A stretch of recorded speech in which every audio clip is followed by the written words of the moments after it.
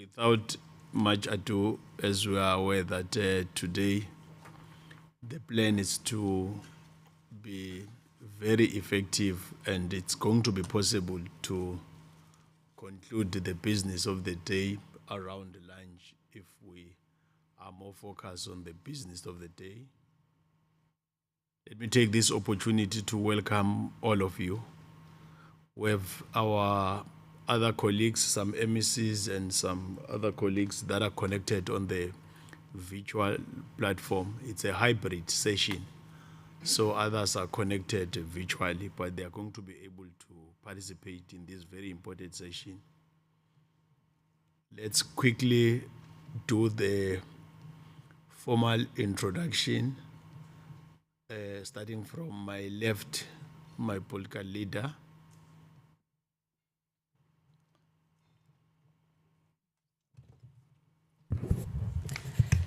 Good morning. My name is Honorable Audrey Malika from Mpumalanga, a permanent delegate, NCOP, and a provincial whip. It seems as if we'll be struggling with the mic.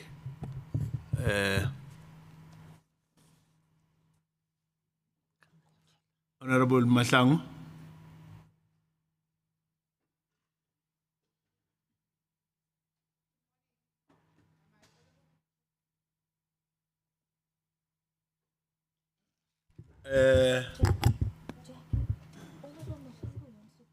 Who's controlling the mic?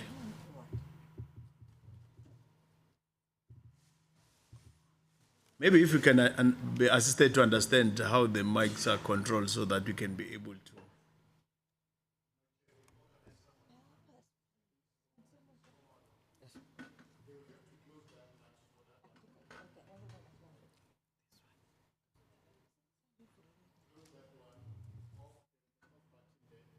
It's on now. Okay. Good morning, Chairs, Chief Whip, and all the colleagues, honorable members. Dikeledi Mahlangu is my name. I'm the permanent member in the NCOP representing Mpumalanga. Thank you.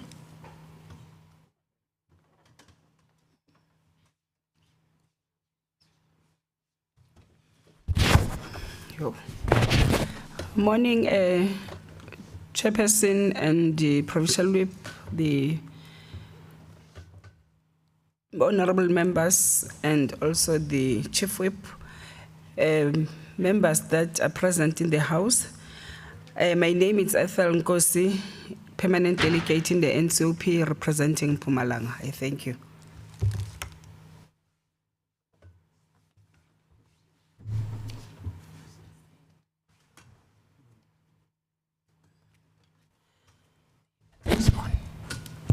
We're going to get our exercise today. Good morning to everybody. Sonia Bosov, permanent delegate, also representing Mpumalanga. Thank you.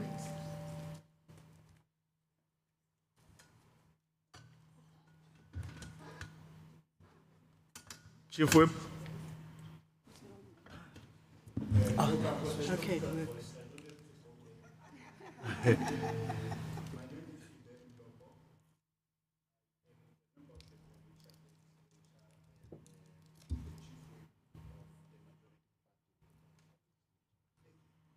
HOD.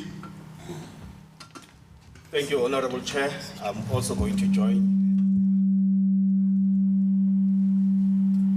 Okay, I think there is a mic opened for me here. Honorable Chair, my name is Sam Ngubane. I'm the head of department in the Department of Cooperative Governance and Traditional Affairs. Thank you. HOD. Thank you, Chairperson. Good morning to yourself, Chairperson, honorable members, HODs and colleagues. My name is Lucy Moyane. I'm the HOD for the Department of Education in Mpumalanga. Thank you.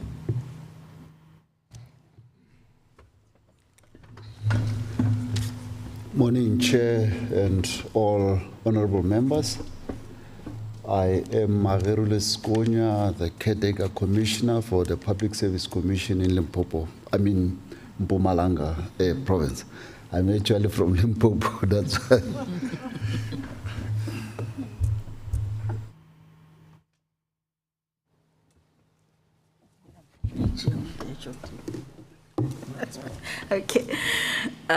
Good morning, Chairperson and the honorable members in the House. My name is Bombela. I come from the Office of the Auditor General, South Africa in Mpumalanga.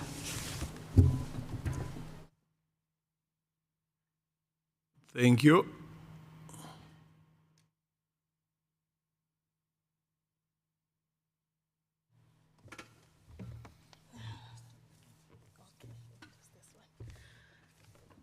Good morning, Chair.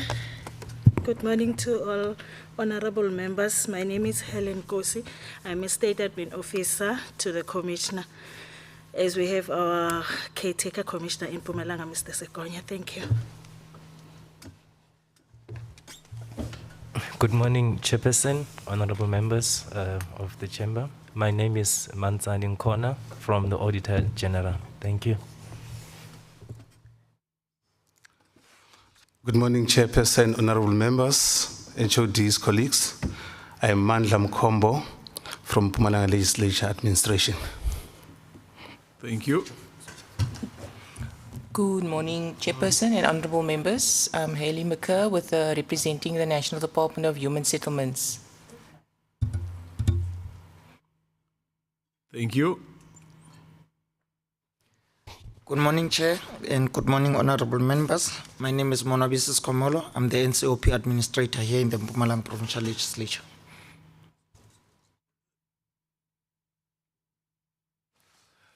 Good morning, Chairperson and honorable members. My name is Eric Poskati. I'm a staff member from Parliament, Cape Town. Good morning, honorable members. My name is Nhlanhla Mabaso, the other Nhlanhla, from the Office of the House Chairperson in Parliament. Thank you. Good morning, Chairperson, honorable members. My name is Mzi Dano. I'm from the Research Unit in Parliament, Cape Town. Thanks.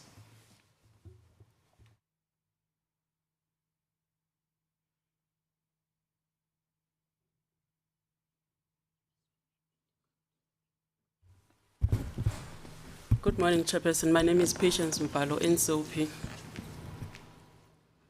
Good morning, Chairperson, honorable members. My name is Prudence Kola.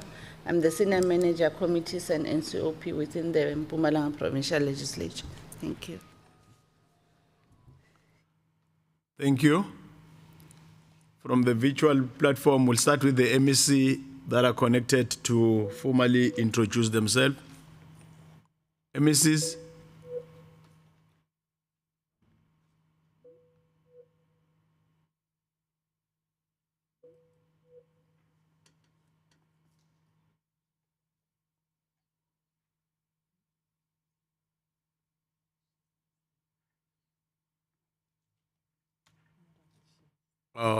We'll call them as it's their turn. Of course, they are connected. We can see that we do have all the relevant stakeholders. Let me quickly deal with the purpose so that we are all on the same page.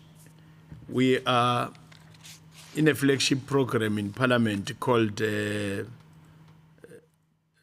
Provincial Week.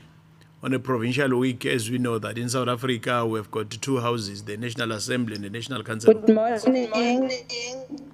I'm not so sure whether am I audible because I can't hear you as you are at the. You are more than audible, MEC. Connected, we can see that we do have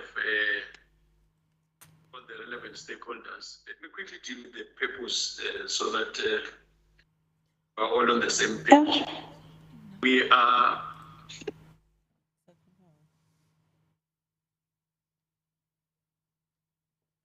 MEC.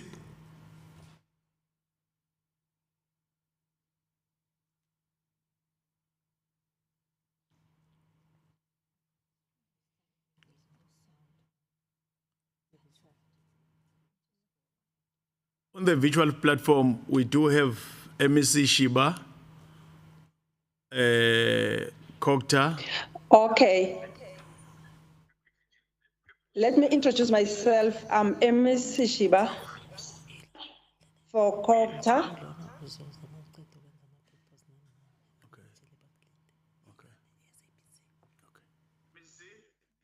Yes, thank you very much. House Chairperson, may I greet you and also to greet the provincial whip as well as honorable members and the honorable members. We do have MEC Shiba, Copter. Okay. Let me introduce myself. I'm Ms. Shiba.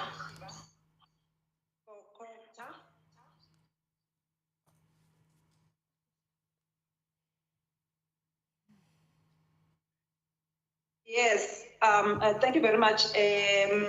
House Chairperson, may I greet you and also greet the provincial whip as well as honorable members and the honorable members.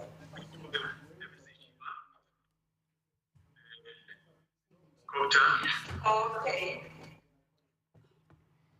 Introduce myself. I'm Ms. Shiba.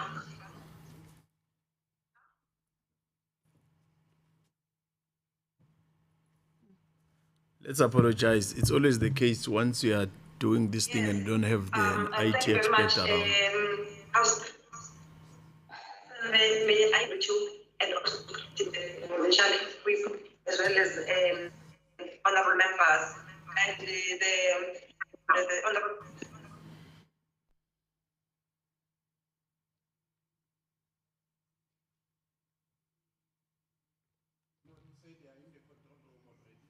Okay.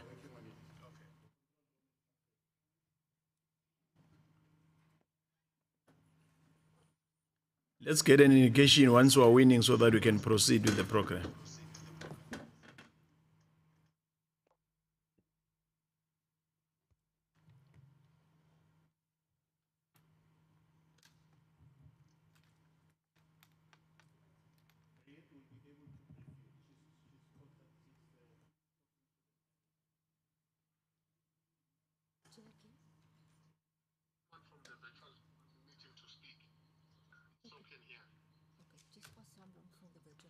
Can anyone from the virtual platform speak so that we can hear whether the problem is sorted?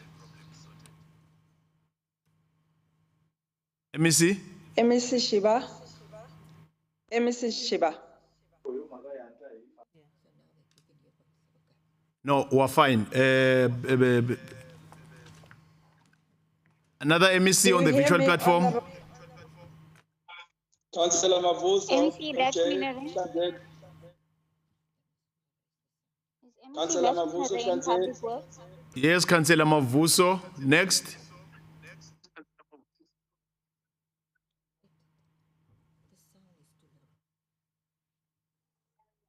If the technician can increase the sound a bit so that we can hear them properly.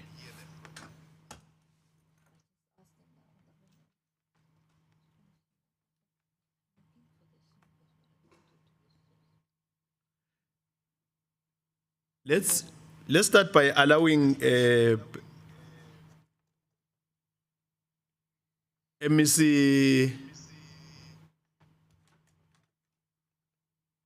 Shiba to give her input. MEC Kokta, Mpumalanga.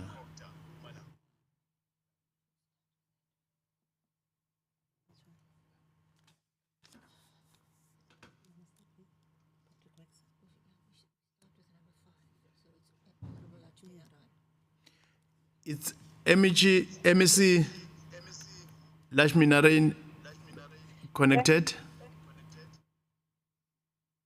Greetings, Chair. Yes, I am connected. Let's start with you. Let's start with you so that we can see.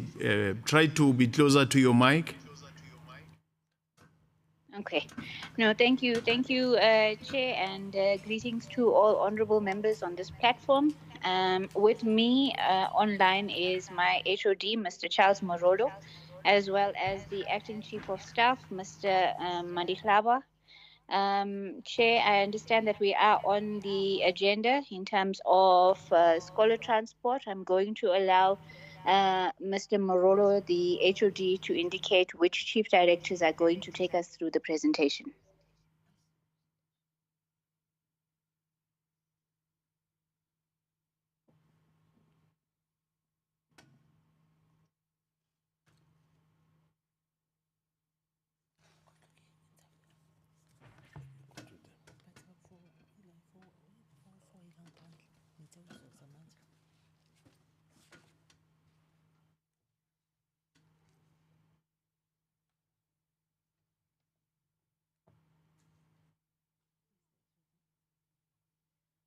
Where's your HOD?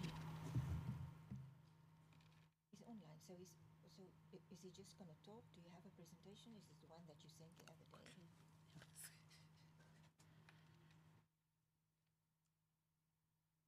Exactly, we do the now we do scholar transport. Okay, so have you something new there? Is he going to beam it? Oh, so right, let him beam it. Okay, just let him start, please. Okay, madam.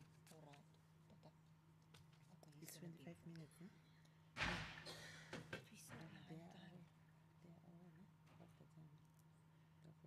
I think if you indicate to them something like, we're running behind time, please be brief. Don't tell them. Where's the HOTs in that platform? Who's the HOT? Is Mr. Moralo? Moralo, yeah. I think that's what.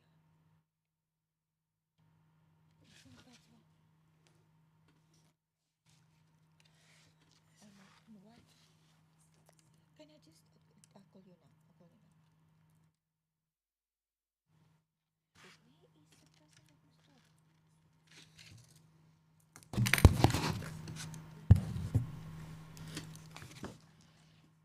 He must, you know what, ask Mr. Morolo to just unmute himself. Ask him to unmute himself. Chairperson, good Mr. morning Morolo?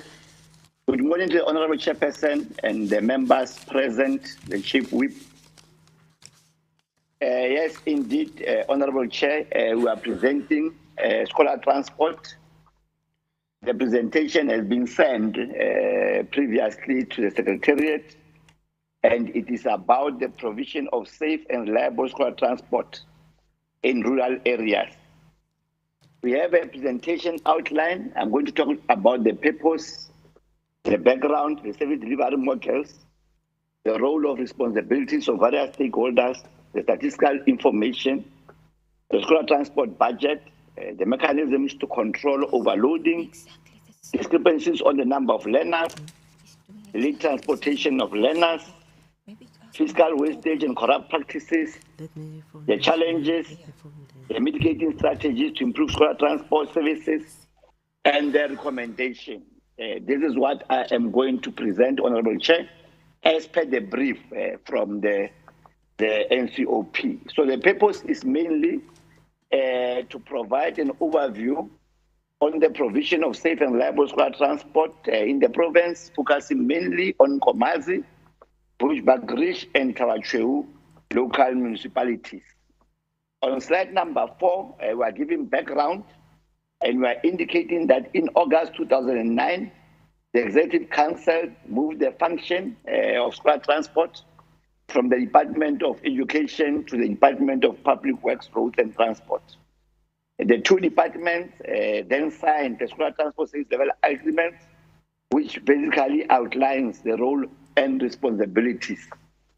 In July 2011, the tender process was finalized, and there was an appointment of a firm to monitor scholar transport operations in the province. The current scholar transport contracts were awarded in 2019 and will expire in 2024. So previously, we were having 3 years period for contracts, and now it has increased from 3 to 5 years. On slide number 5, under background, we are indicating the scholar transport policy that states that scholar transport is intended for learners who travel more than 5 kilometers to the nearest public school. It also caters for learners with special needs. Curriculum choice and school preference cannot be used as a criteria for provision of scholar transport. And we are also indicating that a minimum of 10 learners are required for the department to be in a position to provide scholar transport. And that scholar transport is also, where feasible, complemented and augmented by the Shovakalula bicycle program. On slide number 6, under topic number 3, which deals with service delivery models, we are indicating, Chairperson, that the department is transporting 64,500 learners to 364 schools throughout the province, and that we have adopted a hybrid model There is a purchase, operate and transfer model that was developed and implemented in Gersibande and Botlhabela district. We are also indicating, Honorable Chair and members, that a total of 206 vehicles were purchased, which is divided into 182 for Gersibande district and 24 for Botlhabela district, and that these vehicles are now fully paid and are being managed on month-to-month on behalf of the department by a company called Habana Trading. So these 206 vehicles, honorable members, are vehicles that now belongs to government. They belong to the state. So the state has now capacity to can deliver its own learners. And we're also indicating, Chair and members, that a multi-operator model is being used in Ekanzeni and Kangala districts, and that a monitoring firm was appointed to monitor school transport operations in both Botlhabela and Ekanzeni, and that internal officials are monitoring transport operations in Gersibande and in Kangala district.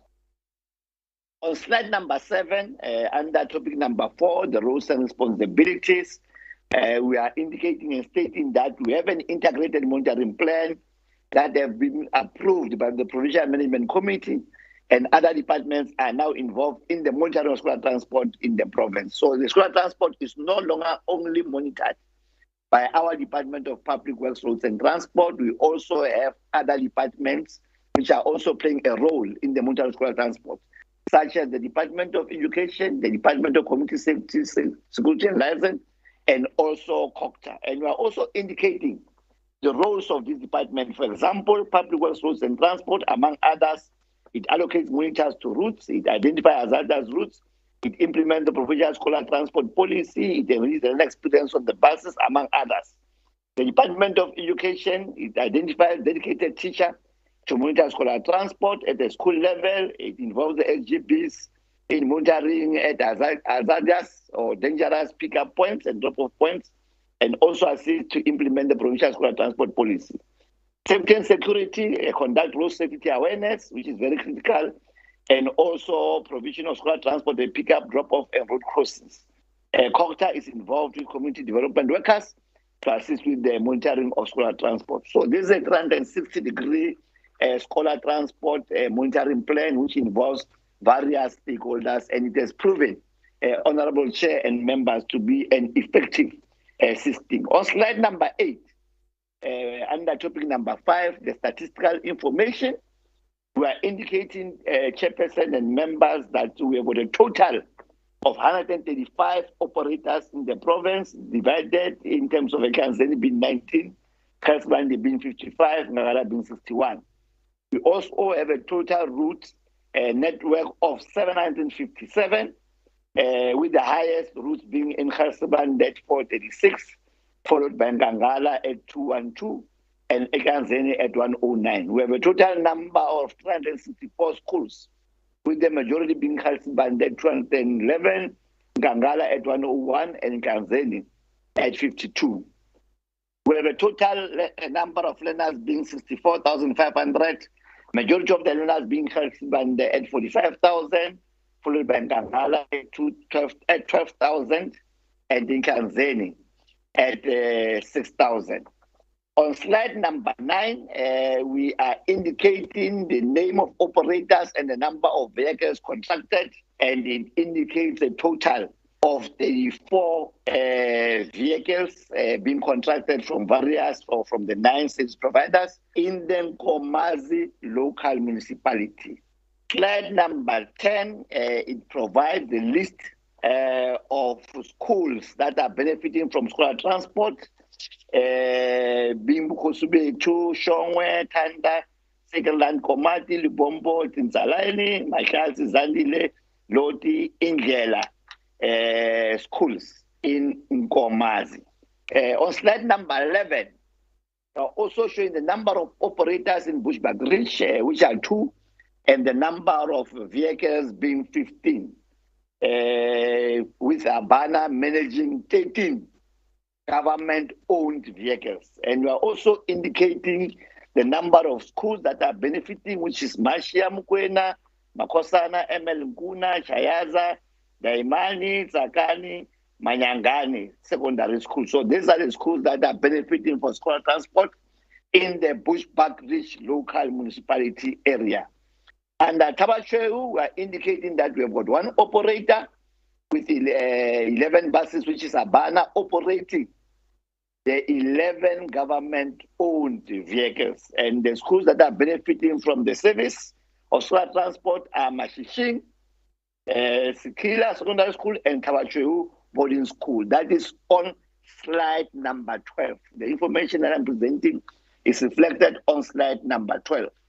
When we move forward to slide number 13, Honorable Chair and members, we are indicating on slide number 13 the scholar transport budget, and we are showing that we have got a total budget of 161 million rand, and by the end of December, 9 months period, we have spent 86% of that budget, which is 396.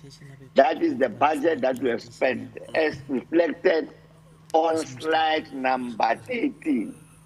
When we proceed further, Honorable Chairperson and members, to go to slide number 14, we are indicating on slide number 14 the mechanisms to address overloading, and we are saying that the phenomenon of overloading is more prevalent on private school transport vehicles. We have some of the parents are arranging transport from private service providers because their children are going to schools of choice, and we are indicating that the phenomenon of overloading is more prevalent in terms of that transport system. And we are also indicating, Chairperson and members, that public transport vehicles that are providing transport, scholar transport among others, are managed and governed by the National Road Traffic Act of Act 93 of 1996 and the National Land Transport Act 5 of 2009. And both these acts prescribe the minimum requirements for all public transport vehicles. And we are also saying that the parents have got a role to play in terms of monitoring overloading of children in terms of school transport. On slide number 15, also dealing with the mechanisms of overloading, we say there must be stricter consequences for drivers who overload, and this is what government is doing to ensure it. In terms of the law, all public transport must be tested every 6 months. So school transport service vehicles are being tested every 6 months, and that all vehicles that are suspected to be unroadworthy are also tested as and when, and if they fail the test, they are discontinued or impounded. And that independent supervision and monitoring is done to deter non-compliance to the school transport policy, basically, which means zero tolerance to overloading. Furthermore, on slide number 15, we are indicating, Chairperson, that law enforcement officials conduct regular enforcement of school transport vehicles, and that the integrated monitoring strategy that I've alluded to, that involves various departments, is also assisting and proving to be effective in terms of school transport monitoring. On slide number 16, under discrepancies on the number of learners, we are indicating, Chairperson, that there's a school transport service level agreement that has been signed by the Department of Education and the Department of Public Works, Roads and Transport. And it states that the Department of Education shall submit learner transport plans to the Department of Public Works, Roads and Transport by the 31st of October of each year. So each year we receive from the Department of Education the learner transport plans in order to inform our planning as the Department of Public Works, Roads and Transport.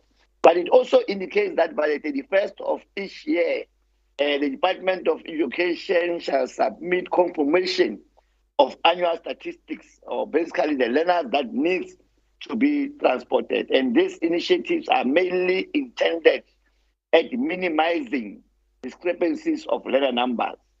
However, despite all these mechanisms that have been institutionalized in the SLA, there is a need for adjustment during the year because there are new human settlements that are being established where there are no schools and you are forced to provide scholar transport.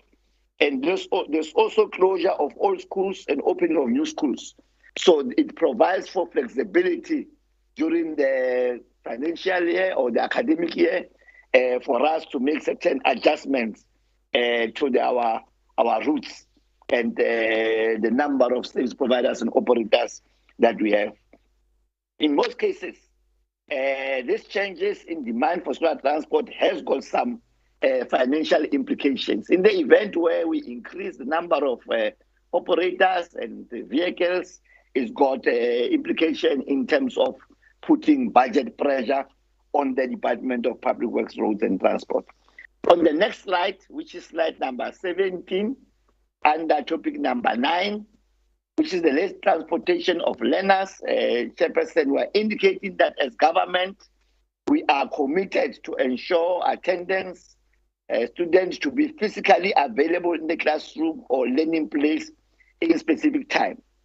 We're also saying that any late arrival of learners in school, whether through private or public school transport, is disruptive to teaching and learning, and that the provision of school transport seeks to reduce travel time by learners to school, and that adherence to prescribed timelines by operators, monitors, parents, learners, and schools is therefore critical to ensure access to quality education. The service level agreement with the department and service providers makes late coming a punishable offense, and that late coming is not acceptable and should not be the norm. And this is as per the service level agreement that is signed between the operators and the department as reflected on slide number 17. When we move over to slide number 18, Chairperson, on slide number 18 under topic number 10, that deals with the fiscal wastage and corrupt practices, we are indicating, Chairperson, that in 2013, the Department of Public Works, Roads and Transport and the Department of Education consulted stakeholders, which basically means the school governing bodies, the secretaries and school principals, about the scholar transport policy. And in terms of this policy, Chairperson, we are providing transport to learners who travel more than 5 kilometers to the nearest public school. And we are also saying that the school of choice phenomenon is prevalent in Kondo, local municipality, due to the ever-increasing population. The department is currently transporting learners out of the township at the request of the Department of Education because township schools are full. We further indicate, Chairperson and Honorable Members, that the school transport service was previously notorious for the inflation and duplication of claims by service providers. However, we have verified payments and we've come up with a system of making sure that all payments that are being submitted to the department have been looked at, have been certified as correct, the service have been provided in order to minimize, among others, collusion between the service providers and the schools. On slide number 19, Chairperson and members, under topic number 11, the challenges, we are indicating non-compliance with general laws in terms of transportation as one of the challenges. The increased number of learners is a challenge because it's got the budgetary implications. The school of choice phenomenon, where parents decide to take these children to any school outside of the 5-kilometer radius, it's a serious challenge and it's got budgetary implications. We are working with the Department of Education to make sure that we are able to contain this school of choice phenomenon. And the capacity to monitor scholar transport operations. Currently, Chairperson, we are using private service providers to monitor our scholar transport. However, we have initiated a process of appointing traffic law enforcement officers who are going to be in uniform, driving vehicles, government vehicles, with the necessary blue lights so that they are able to perform this regulatory function, which is the core of the Department of Public Works, Roads and Transport in terms of public transport operations, to monitor scholar transport operations. So we'll be gradually moving away from using private service providers to monitor scholar transport. On slide number 20, mitigating strategies to improve the services. We are indicating that the Department of Public Works, Roads and Transport and Department of Community Safety, Security and License and the municipalities are to enforce compliance with traffic and general laws in terms of scholar transport. And we are also indicating, Chair, that we are going to create a database of scholar transport service providers in the province. We are going to create this database in the province so that we know that in Ekanzeni, for example, in Komazi, there were so many people who own buses, so that if we are to allocate business or allocate contracts, we allocate to people who reside in that particular area and who have their buses. Because with the tendering system, we have got instances where people, some of them don't necessarily own buses, but they've leased buses to come and provide scholar transport. Whereas we've got people in the various communities who have got this transport modes, but because they don't have the necessary skills and intelligence to can smartly tender and win these contracts, they end up having buses but not having work. So with the database, we are making sure that everybody who owns a bus in the province is put in this database so that as and when the need arises for scholar transport, we are able to allocate those people. We're also increasing capacity to monitor and improve scholar transport operations. The fleet management in collaboration with school governing bodies is important. Investigation of different rates for different terrains based on the location of the schools is one of the areas which we have engaged scholar transport operators, and we are definitely looking at it. And that coherent mechanisms for multi-stakeholder coordination are necessary. Construction of new schools by DOE, new settlement by COCTA. So we need to have integrated plans so that when there are new settlement, there's already plans for construction of schools in those areas. So there's a need for integration in terms of human settlement, integrated human settlement plans, in terms of the need for building new schools in those areas and their implications as far as scholar transport is concerned. Honorable Chairperson and members, on slide number 21, we are providing a recommendation to the NCOP to note the presentation and provide advice accordingly. I need to also indicate, Chairperson, that for the previous 2 days, we have received valuable inputs from the members in terms of how we need to look at the scholar transport policy in terms of including making sure that it's all more inclusive, and also in terms of how we can improve our operations. And we really appreciate those inputs, and moving forward, they are going to be addressed in various intergovernmental sector organizations, such as our COTO, our MINMEC, so that we are able to improve the services that we are providing to our people. Thank you very much, Chairperson and members. Thank you, HOD. Let's allow the HOD of Education. We're aware that the MEC is not well, so there won't be an input from the MEC. We'll go straight to HOD, Ms. Moyane, to assist with the presentation. HOD.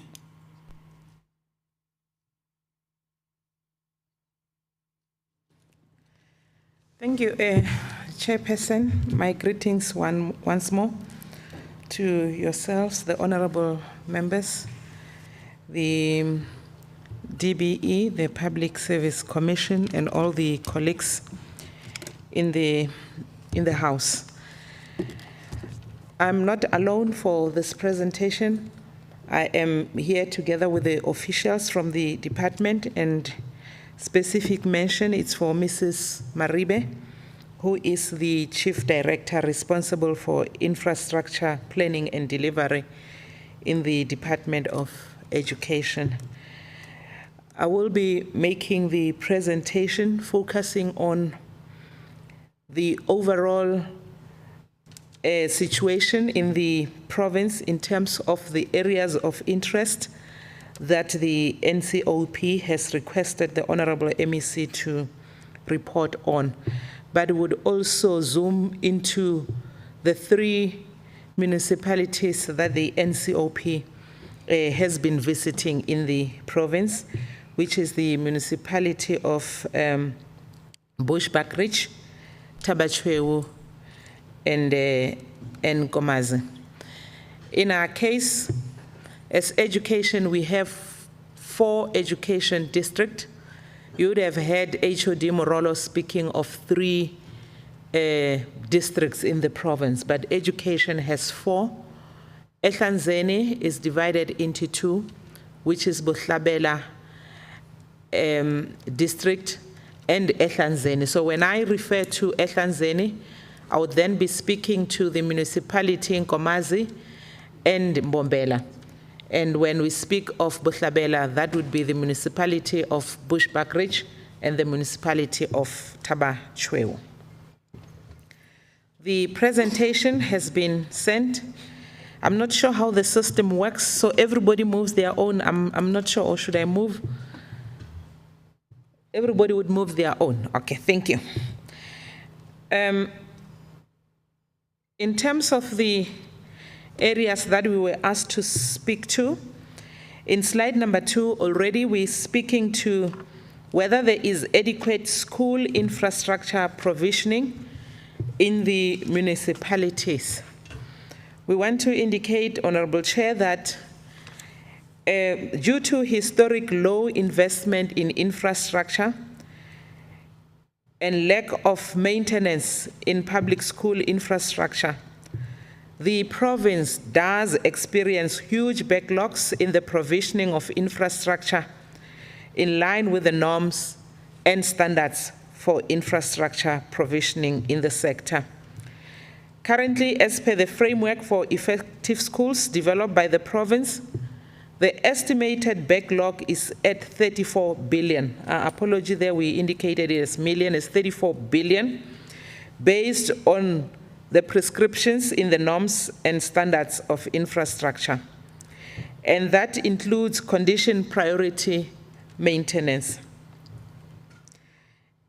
As a department, we have estimated that there's still a need for 383 new schools in the province. That is 228 primary schools and 155 secondary schools. These Chairperson, do not form part of the backlog that I've referred to. They do not form part of the 34 billion backlog that I referred to. However, this estimation is based on the guidelines for human settlement planning, which is known as the Red Book, which states that it is compulsory to have 1 primary school for every 7,500 people and 1 secondary school for every 12,500 people within a 5-kilometer radius. So when one looks at the population and also looks at the number of schools that we currently have, indeed, we then estimate that we still need additional 383 new schools. The department is confronted with the increasing demand for schools in the main towns, particularly what we call the fast-growing towns, and these are found in Emalahleni, around Wheatbank, if we have to use that way. Steve Tshwete municipality, it's around Middelburg, the city of Bombela, and in the main it's around Bombela, and Govenbeki municipality, where we have around Secunda. So these have been termed fast-growing towns, and we do have a huge backlog of classrooms and school infrastructure in those particular areas, and we're not able to accommodate all the applications or the need that has been expressed by the parents and the learners in those particular areas.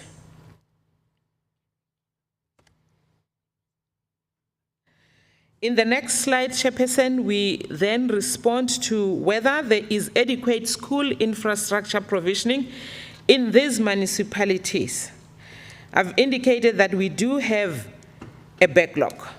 However, the department has developed a strategy to mitigate the shortfall in the various regions of the province, with the provision of 7 schools that have been committed for construction in the current year, and 29 schools with provisioning backlog will be addressed also in the outer years. These schools that we are highlighting here are the schools in the municipality that the NCOP will be focusing on during this week, and that is the municipality of Bushbuckridge, Tabachwewu, and Nkomazi. Currently in Bushbuckridge, we have 4 schools that are current. We have also 3 schools in Nkomazi where we have committed construction and the processes have already begun. We also have 24 schools in Bushbuckridge and 2 schools in Tabachwewu, 3 schools in Nkomazi, and in these ones the projects have not yet been committed. However, planning and design will commence in the outer years as a way of addressing the inadequate school infrastructure in those particular municipalities. The second question that we are focusing on in slide number 4 is infrastructure backlog for the eradication of unsafe schools. Chairperson, we need to indicate that as the department and as the sector, we continue to do a condition assessment of our schools, and that informs our plans. And we can indicate that schools that have low conditions, such as condition C1 and C2, these schools require replacement of these schools. But in this case, we're focusing on unsafe schools, which could be the old buildings. But in this particular area, as a sector, we have identified that we need to prioritize schools that are built with unsafe material. And in this case, we are focusing on schools that are built with asbestos. And the province has 83 schools that need to have the asbestos infrastructure replaced. Let me also hasten to indicate, Chairperson, that we don't have a school that is built totally with asbestos. But we do have schools that might have some of the classrooms having asbestos roofs, or they could have 1 or 2 classrooms that are in asbestos. So they are 83 schools, and these 83 schools we are indicating where they are currently located. We have 20 schools that are on planning and design. This has commenced in the financial year that is ending today, and we're indicating the numbers per district. And we also have plans for design, planning for design, which we have planned to commence in the new financial year starting tomorrow, which is 20 schools, and the 43 remaining will then be prioritized in the outer years. And why is this, there is slow progress in this particular area? It is because of the need to prioritize basic services, particularly with the advent of COVID, that all the resources were then redirected to the basic service program, and in our case, the provisioning of schools in fast-growing towns, where a number of projects have already started. I can indicate, Chairperson, that we are currently building about 40 classrooms in Bombela as part of providing classrooms in fast-growing towns. On slide number 5, we're speaking to school infrastructure, which is behind schedule, and those delivered within stipulated time. In our province, We only have one implementing agent, which is the Department of Public Works, Roads and Transport. The Executive Council has recently, in November this year, allocated the responsibility of minor maintenance to the Department of Education, which is an activity that we still have to start with in the new financial year.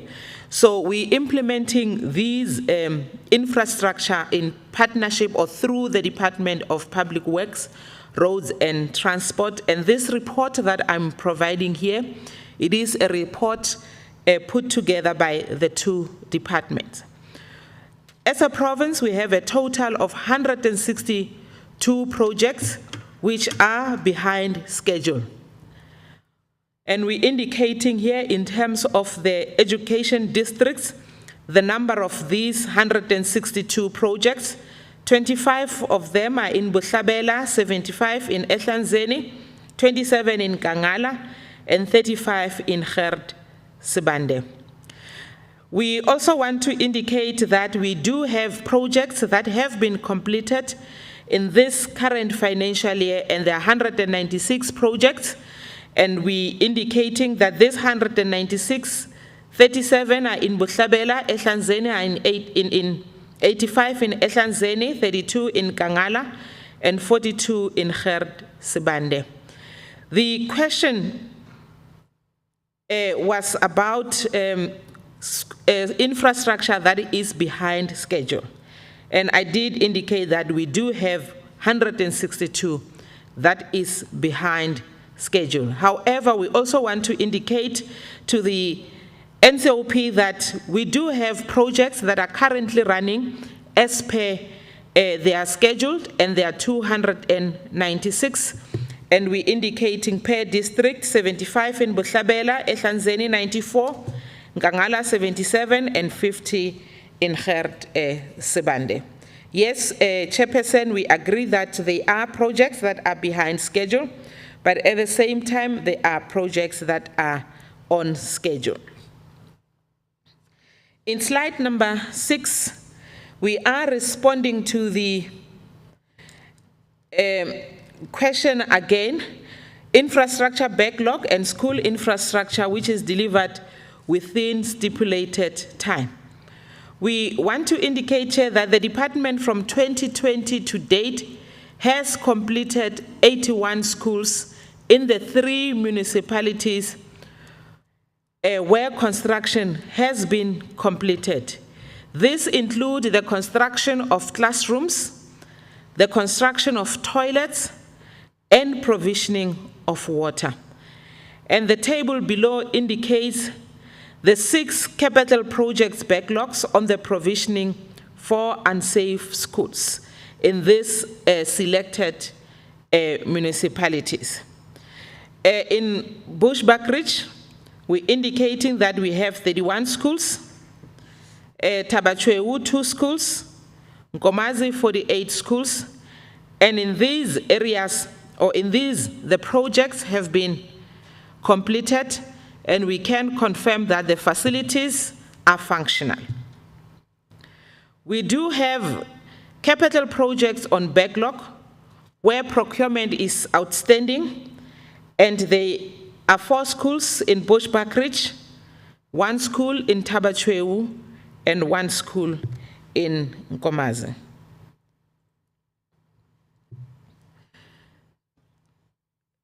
Due to COVID-19, we had a program to ensure health and safety in our schools, and water and sanitation were prioritized. As I've indicated earlier on, that the delays in the capital projects were as a result of redirecting the resources to address water and sanitation.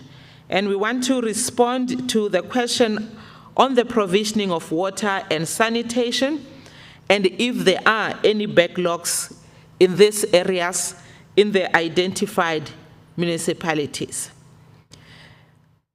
The province currently has 83 schools that have challenges with regard to water reliability. And as a result, the schools are not able to have uninterrupted water access. I need to emphasize here that our schools, or all our schools, do have access to water in one form or the other. However, the challenge that we have is the reliability of that access, or the reliability of that water. So there are 83 schools currently. And various reasons lead to that. If the village or the community does not have water, definitely the school would not have water. So the unreliability of the water in our schools is as a result of unreliable municipal water supply, aged infrastructure, including dilapidated and collapsed boreholes. However, we want to confirm, Chair, that the 83 schools that currently have unreliable water supply are part of the program which is being rolled out by the Department of Human Settlements on behalf of the Department of Education. The Executive Council had made a special allocation to the Department of Human Settlements to install or to drill and establish boreholes in our schools. The program had 277 overall schools that needed to have boreholes, and we want to indicate that through that program, 195 schools were provided with the boreholes, and the 83 remain. And these 83 will be addressed in the 2022-23 financial year. And they are found in Botlhabela, 15 of them, Ehlanzeni, 65, Nkangala, 2, and Gersibande has 1. However, the department has come up with an interim measure to ensure that schools do receive water through water tankers. The department has drafted a service level agreement, and all our schools that have water challenges enter into an SLA with the municipality, where the municipality delivers water through the water tankers. And the schools do pay for this service through the money allocated to them through the paper budget. On sanitation, we currently have 200 schools which have sanitation projects under construction. We want to confirm, Chairperson, that we currently have 49 schools that are remaining with sanitation backlog. And this will undergo planning and design and construction in 2022-2023 financial year. The 49 schools, I'm not sure if it's a correct word, when completed in 2022-23, will mark the completion of inadequate sanitation in our schools. And in this case, when we talk about inadequate sanitation, we're referring to schools that have adequate sanitation facilities augmented by inadequate sanitation facilities. I just want to confirm, Chairperson, that we don't have schools that have pit latrines only as a form of sanitation. But we do have schools where there are pit latrines and another form of sanitation in that particular school. So the 280 are under construction. The 49 will then be planned, designed, and constructed in the new financial year, and would have completed our backlog on sanitation. And we're indicating here that the 49 schools 21 of these are in Ehlanzeni, 8 in Hrd, 9 in Kangala, 11 in Bohlabela. However, having said that, the department has provided interim sanitation facilities to 36 schools. These schools, 10 of them received 10 chemical toilets to really deal with the unbearable form of sanitation in these schools. So there are 10 schools, and we're indicating these ones that have received chemical toilets, and we provide funding not from the paper budget, but we do provide funding centrally to enable these schools to rent these chemical toilets. And we have procured mobile toilets in 26 schools to use as an interim measure while the process of eradicating the backlog is underway.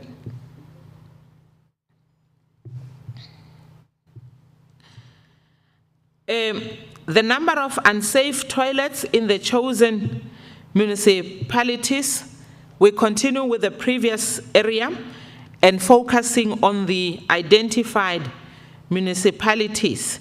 And we want to indicate that the 3 municipalities that have been prioritized for visits, they are 8 schools that are utilizing unsafe toilet to augment the current available acceptable sanitation. So they do have some form of pit toilets, but they also have a form of acceptable sanitation. In Bushbuckridge, there are 4, and they are Letsamaile Chilwane, where the construction is at 45% currently. Zikode, it's under planning and design for the construction of toilets, refurbishment and demolishing of unsafe structures. Lamulelani, the school has low enrollment over a number of years now, and in terms of the policy guidelines in the sector, would then qualify for rationalization after all the processes have been undertaken. The arson damage facility and the renovation project had to be stopped due to the community challenges in this particular school. The 4th school in Bushbuckridge is Mastrata, and this school was previously provided with 8 enviroloos which were vandalized. The department has provided this school with mobile flushing toilets, and the mobile toilet contractor has also been directed to fix the identified leaks before the department can pay him or her. We continue with the number of unsafe toilets in the selected municipalities. I've spoken to Bushbuckridge. In Tabachwewu, we only have 1 school, LM Khanane School, and in this case, the planning and design has been completed, and we will commence with the construction in the new financial year of 2022-23, and we will be providing the school with 13 additional toilets, and we will then be demolishing the 8 pit toilets that are in the school currently. In Komazi, we have 3 schools, and this school's Lutango is currently on 45% construction, and we are building here 20 enviroloos and 5 urinals. Mshengu Inclusive School does have 12 available acceptable toilets. The project is under construction with 10% progress to build 19 enviroloos. And Sihlangu schools, the planning and design is complete, and we will be commencing with construction in 2022-23, and we will be providing this school with 22 enviroloos and demolishing the pit toilets that are found in the school. Honorable Chairperson, HOD Murolo presented on scholar transport, which is an area also of interest to us, the area where we also have responsibilities. And I want to confirm that indeed we agree with the presentation that has been made by HOD Morolo, and he has spoken to all the measures that guide scholar transport. So I would not be spending time on this, but I want to indicate that as a department, we play a key role in identifying the need first. All the learners that receive scholar transport are provided by name to the Department of Public Works, Roads and Transport, and the department verifies that indeed these learners require scholar transport and they fit within the scholar transport policy. The department employs currently 8 officials in the province for scholar transport, and these are the officials that work together with the officials from Public Works, Roads and Transport. Once the department has identified, then we submit our list to Public Works, and Public Works verify the list that has been provided and provides a service once the verification process has been done. So our monitors monitor also in terms of the scholar transport service itself, whether it arrives on time. So at school level, the identified teacher or the school principal himself take responsibility for ensuring that scholar transport that does not arrive on time gets reported. And once reported, our Department of Public Works, Roads and Transport would then apply the necessary punitive measures in terms of the service level agreement signed with the service provider. Our parents, in the form of SGBs, as Mr. Morolo has indicated, play a key role in this particular area. We do want to indicate that there are challenges indeed, we agree, and the challenges ranges from inadequacy of our budgets, also the school of choice where learners would pass one school to go to the other school, and we continually engage with the Department of Public Works, Roads and Transport through the structures that we have established between ourselves to deal with this particular areas. HOD Morolo indicated that the Department of Education has a responsibility to submit a list of needs or confirm the list, the needs by the end of the financial year, that is by the 31st of March. If we all know how schools operate, schools do not operate within a financial year, they operate within an academic year. So from January, we collect that information because now the enrollments in schools change. We confirm those and we then submit to Public Works so that with a new budget, they are able to respond to the needs. Indeed, Chairperson, we have confirmed our needs for the new financial year. We have submitted this to the Department of Public Works. I can indicate that at the moment we have about 15,000 learners that request or that need scholar transport, and depending on the available funds would have to be added into the current beneficiaries in the new financial year. I would not be, Chairperson, if you agree with me, because HOD Morolo has spoken to these matters. I would not then be speaking to all the other matters as part of the presentation that I have provided as education as they have been covered. Thank you, Chair. Thank you, HOD. We allow you more than the allocated time because we miss an interaction with you during the week. So, HOD, you are correct. HOD, Public Works, and COGTA, they had ample time during the week. So, we have done justice to what was allocated to you to present to us. And indeed, you are correct.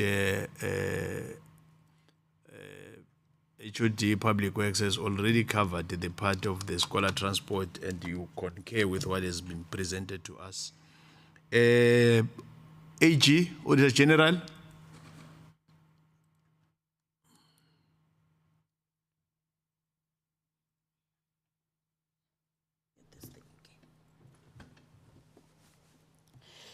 Thank you, Chairperson. My name is Bomgazi Bobo from the Office of the Auditor General in Mpumalanga Province. Thank you. Let me thank you, Chairperson, for the opportunity. I have a printout of the slides. I'm assuming I will also not be moving any slides. Okay, I see the slides up there. I'll be talking to the slides there. Chairperson, I think just to put it in context, why this office, the audit office is here in your provincial visits. As the audit office, if we look at the, I think it's slide 2, there, if you can move it, there's where we speak about our mission and our vision, and we call all of that a reputational promise. Why do we exist? And I want to focus on the mission side where it says we exist to enable oversight. It also goes on to talk about the accountability and the governance in the public sector through auditing. And that is the reason why we are here. Chairperson, you are performing, this is the week where you are performing your oversight responsibilities, and what we are here to provide you is the insights through our work as the auditors, the work that we have done through the audit. As you deliberate, as you hear these presentations, we want to give you insight that will help you then to, make the correlation and make the right conclusions and the decisions based on the information that you hear. Because some of this information we would have verified through the audit process, and that is why we say there that we enable you through the work that we do. And that was just to bring the context into the service of the Office of the Auditor General in the process or the work that the NCOP is busy doing this week.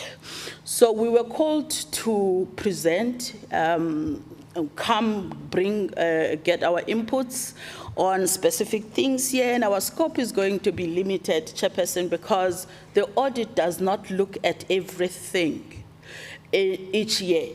We scope, there's a process that we go through to say, let's scope in this area and that area as we audit based on the risks. So out of the things that you have that you will be or have been deliberating on this week as you visited our province, we will be providing you with insights in just the issue on the delivery of basic services and water and sanitation to communities in this district. And we have noted that it's the 4 municipalities in the district, excluding Bombela. We will comply with that. And the second issue that we'll be providing insights on is the provision of the safe and reliable school infrastructure to the rural communities. And this is all because the audit does not look at everything every year. We scope in based on the risk assessment. And then I want to take you, if we can just go to slide 4. In slide 4, we try to map our audit outcomes of the 3 districts in Mpumalanga.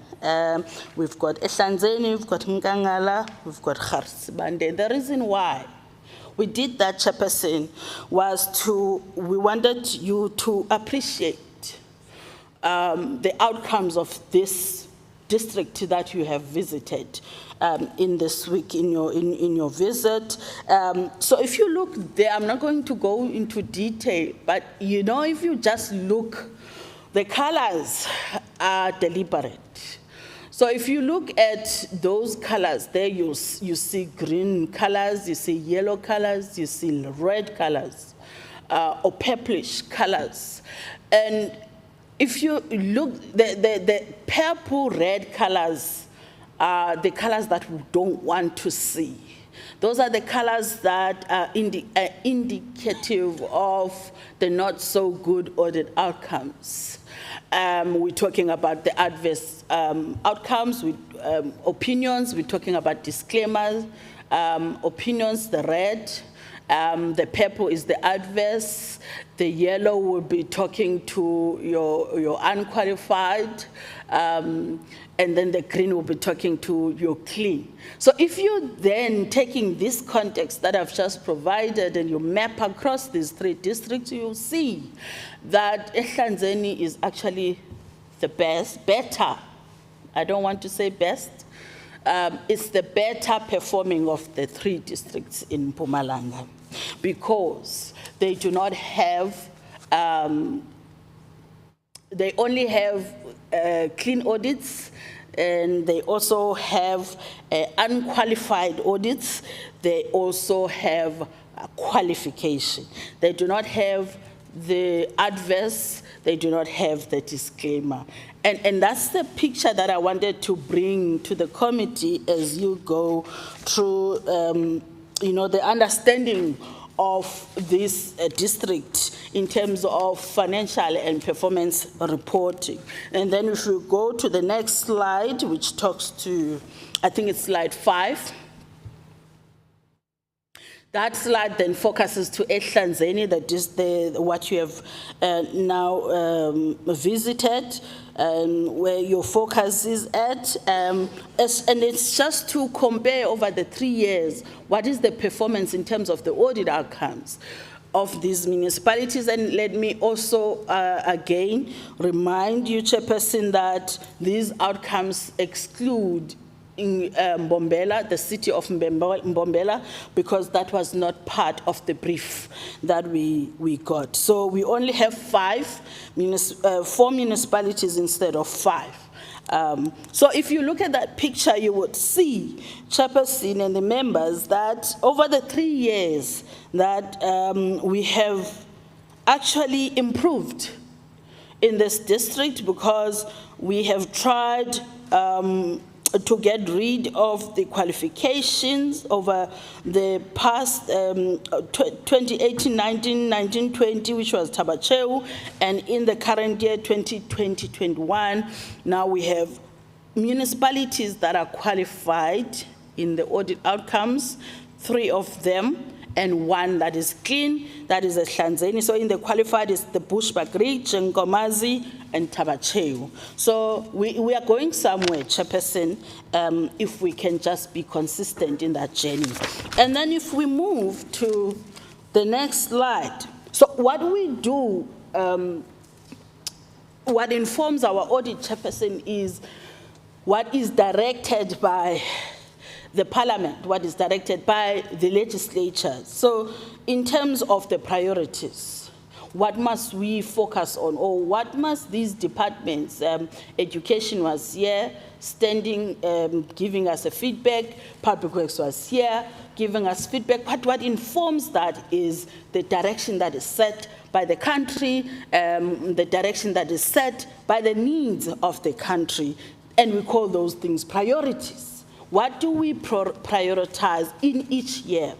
So each department will then go and set those priorities and say, what would be the indicators that demonstrate that we are on track, or we are meeting, or we are achieving the set priorities. So the departments would have those priorities, and they will set targets against those indicators. So in this case, because the first part that we are dealing with now is service delivery,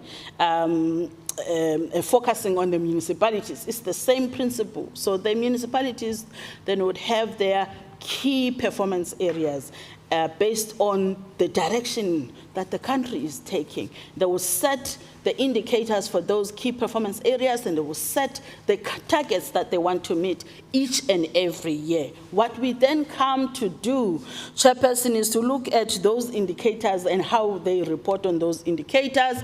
What we have also done is to say, let's look at then the actual performance.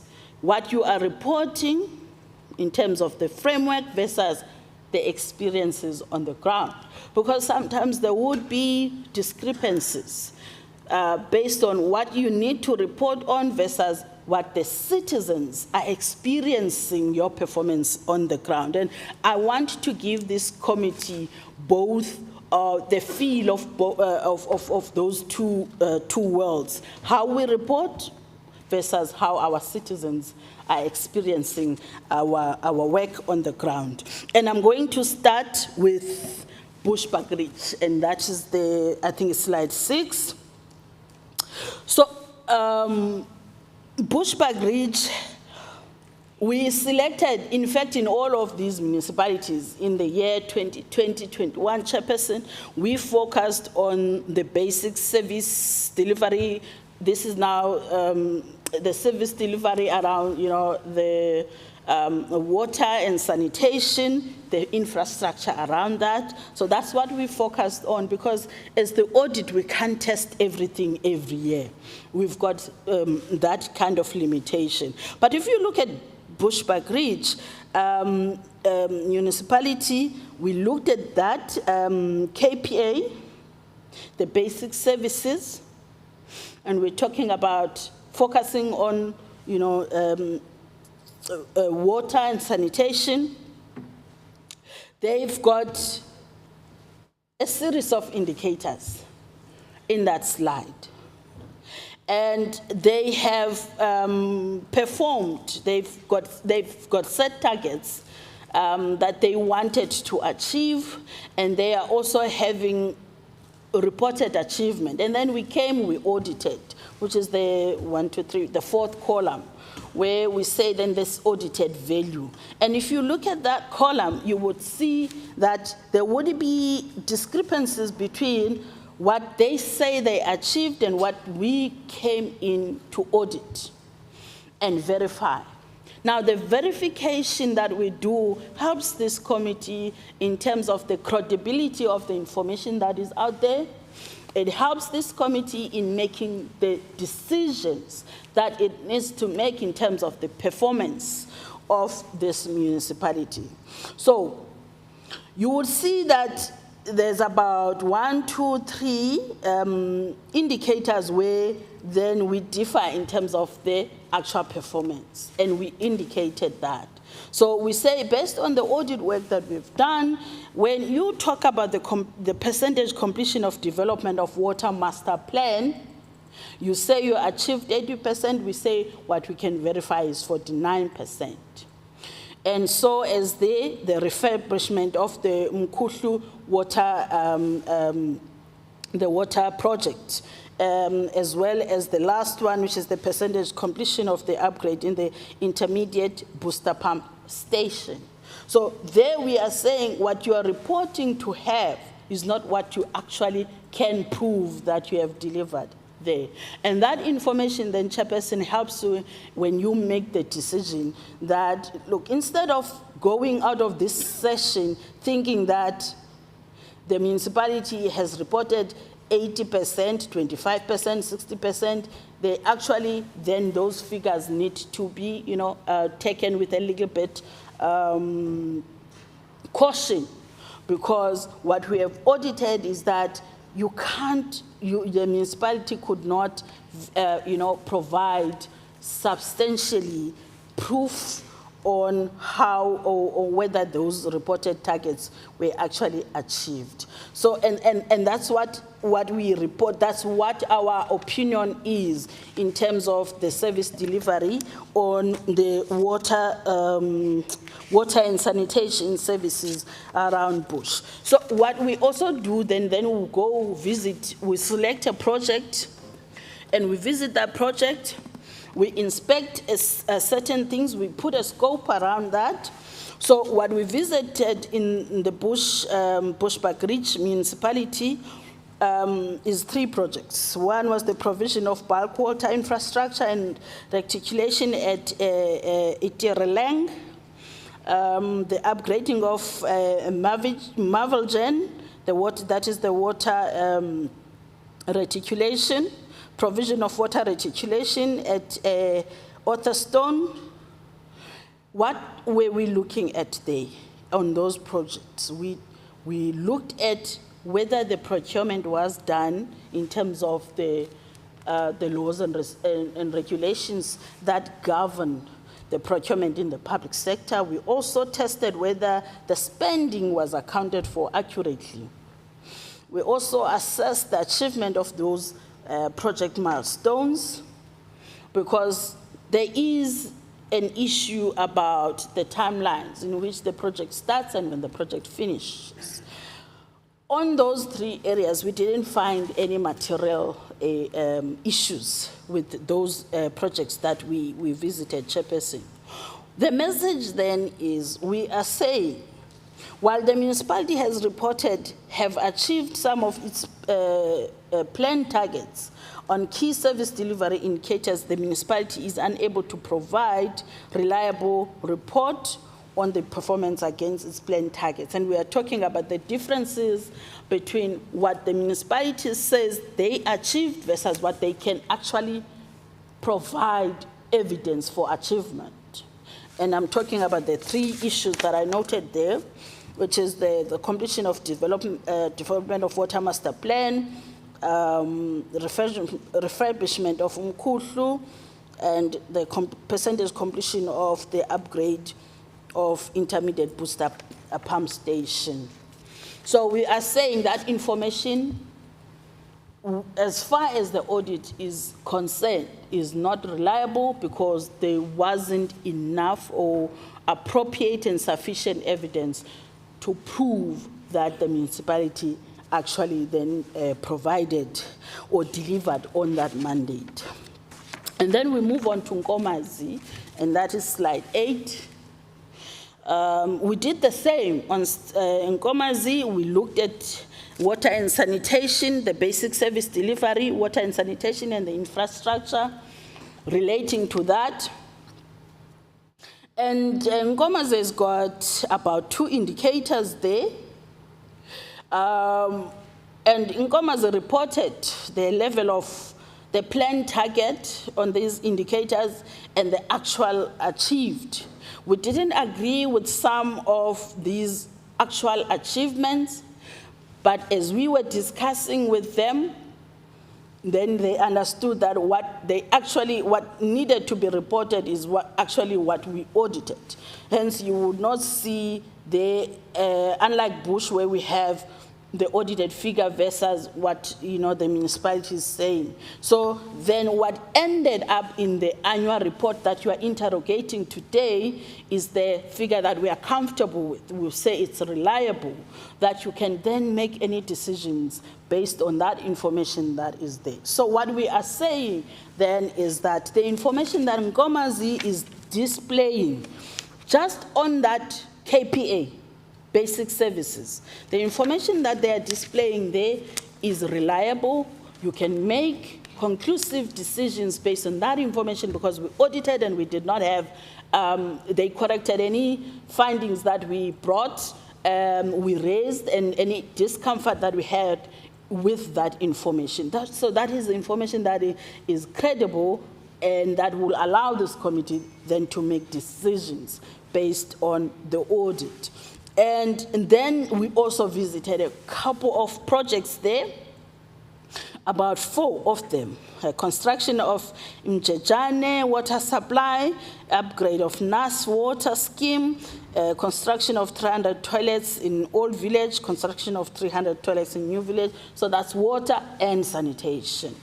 Again, what was our scope? Because we don't test everything, our work is limited to, we focus to certain things based on our risk assessment. We were testing whether the procurement for compliance with supply chain and regulations was okay, tested whether the spending was accounted for accurately.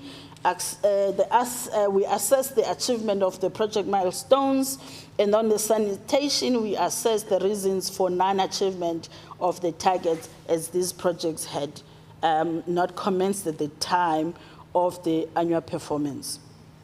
So with the water projects, we did not have any material findings there, and also then with sanitation, they had not achieved that target. That means there will be a delay, and there will also be a delay in the need, because when we do this assessment, we say, as the municipalities, this is what I'm going to prioritize on this year because it's a priority for the community. So when I don't deliver on that, that means the community then will suffer. And that's the context of the conversation that this committee then will have in with that background. So our message there will say the municipality has published reliable performance information, because we've audited it and we are happy with what they are producing there, the figures. However, there is a delay in service delivery as reflected by the reported performance. Furthermore, the dependency on the audit process to make sure that they report on credible information, meaning there has to be some processes that happen before the audit process to make sure that the information that is provided to any decision maker is accurate and is verifiable. And that's just what we are raising there. But the information that is provided in their annual performance report, especially in that KPI that we audited, we can say that information You are left with 3 minutes. Thank you, Chairperson, for you to make the decisions. We did the same for Tabacheu, which is the 3rd municipality. We looked at these indicators there. Again, for Tabacheu, they managed to correct the issues that we raised, and so we can safely say that the information that now you are dealing with in the annual performance report is credible. Then you can make the decision. Again, there our issue is the fact that the information, they can't on their system produce reliable information throughout the year, and that process would wait for the audit process to verify it. And then the last bit in the 2 minutes that is left is the provision of safe and reliable school infrastructure in rural areas. That is slide 12. If you go to slide 13, in 2018-19, again, because of the scoping mechanism that we use, we don't audit everything every year. So in 2018-19, we did some audit on the projects, the education infrastructure projects. We raised some concerns around the project management. And this is not something that is limited to just, maybe first let me say that as Ms. Moyane indicated, the implementation of infrastructure projects in the province is done through public works, but the paying departments will still, bear the cost on that. So when we look then at the education infrastructure, we did identify some issues around the project planning, as well as project management, that resulted to some overpayments in some cases. That was 2018-19. So we say, department, then you need to get time to work on these issues so that then as you continue paying these contracts, you rectify the issues that we have raised. Then we came back in 2020-21. We then inspected another project. I think that project was Okufakwezwe Secondary School. We built a lot of classrooms there, administration block, the computer services center, science laboratory, kitchen, a couple of those things. What did we establish? Already there was a delay. So the project management issues that we raised 2-3 years back were still persisting because the project was delayed. What happens when the project is delayed is that then the service that was meant to be met with that project is also delayed. The benefit is also delayed to the community that was meant to benefit on that project. We also then identified where, because of the lack of proper project management, where we overpay our suppliers. So that was still, in 2020-21 was still showing up, and we are going to then follow up on that issue and those issues that we raised in 2021 when we do the audit now in 2020-22 to make sure that the department has done right on the issues that we raised in the previous years. Thank you, Chairperson. I think that's where I will stop. Thank you, Ms. Paul. The colleagues will move to the next presentation so that once we engage, we're done with all the presentation for today. We'll just note the questions. I will allow MEC Cooperative Governance and Regional Affairs, Honorable MEC Shiba, to make her input. Honorable Shiba. Thank you very much, House Chairperson. Hoping that I am audible now. We are more than audible, MEC. Okay, thank you very much. Let me greet you again, as well as the provincial whip, our chief whip, and members on the platform. Thank you very much. Without wasting your time, I know that the executive mayors are also here. Let me also greet them without mentioning them one by one. Honorable House Chairperson, I am grateful for the opportunity to present our report to the honorable members of the NCOP. Your oversight visit here can only benefit the people we are providing with the service and also strengthen the systems of the municipalities and the Department of Cooperative Governance and Traditional Affairs to achieve the expected services. Honorable Chairperson and members, the Department of Cooperative Governance and Traditional Affairs is providing the necessary support and monitoring to the local municipalities through various platforms and other legislative requirements. We also want to indicate that we have satisfactorily progressed in implementing the district development model that was referred to by the State President Honorable Cyril Ramaphosa during the State of the Nation address earlier this year. Ehlanzeni district has finalized its fully fledged DDM district one plan, which was adopted simultaneous with the IDP for the 2021-2022 financial year by the district council. The one plan of the district has identified catalytic projects that include development of agri-parks, Komazi SEZ, Mpumalanga Fresh Produce Market, Regional Mountain View Dam, Nkosi City, Parliamentary Village, Skywalk, Makonjwa Heritage Site, etc. The province is also working with the private sector, which will enable partnership agreement signed with the district to implement catalytic projects identified in the DDM1 plan. The public-private growth initiative is on board through the DDM approach in mobilizing private sector funding. Honorable Chairperson, we are pleased to announce that the provincial government has planned to launch the monitoring of Ehlanzeni DDM on the 5th and the 6th of May 2022, to which the State President has confirmed to attend.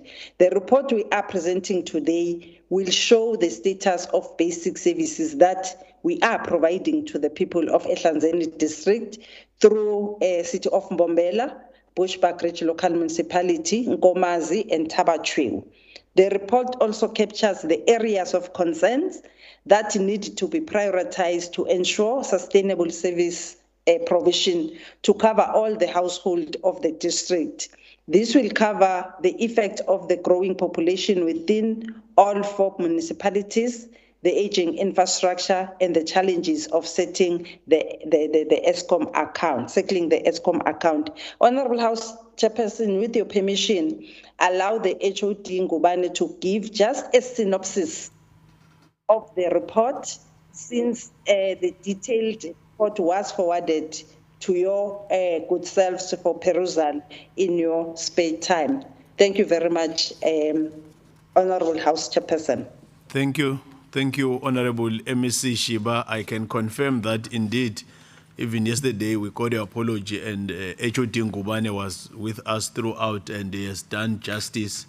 He will now mainly focus on the hypnosis, as you have correctly indicated.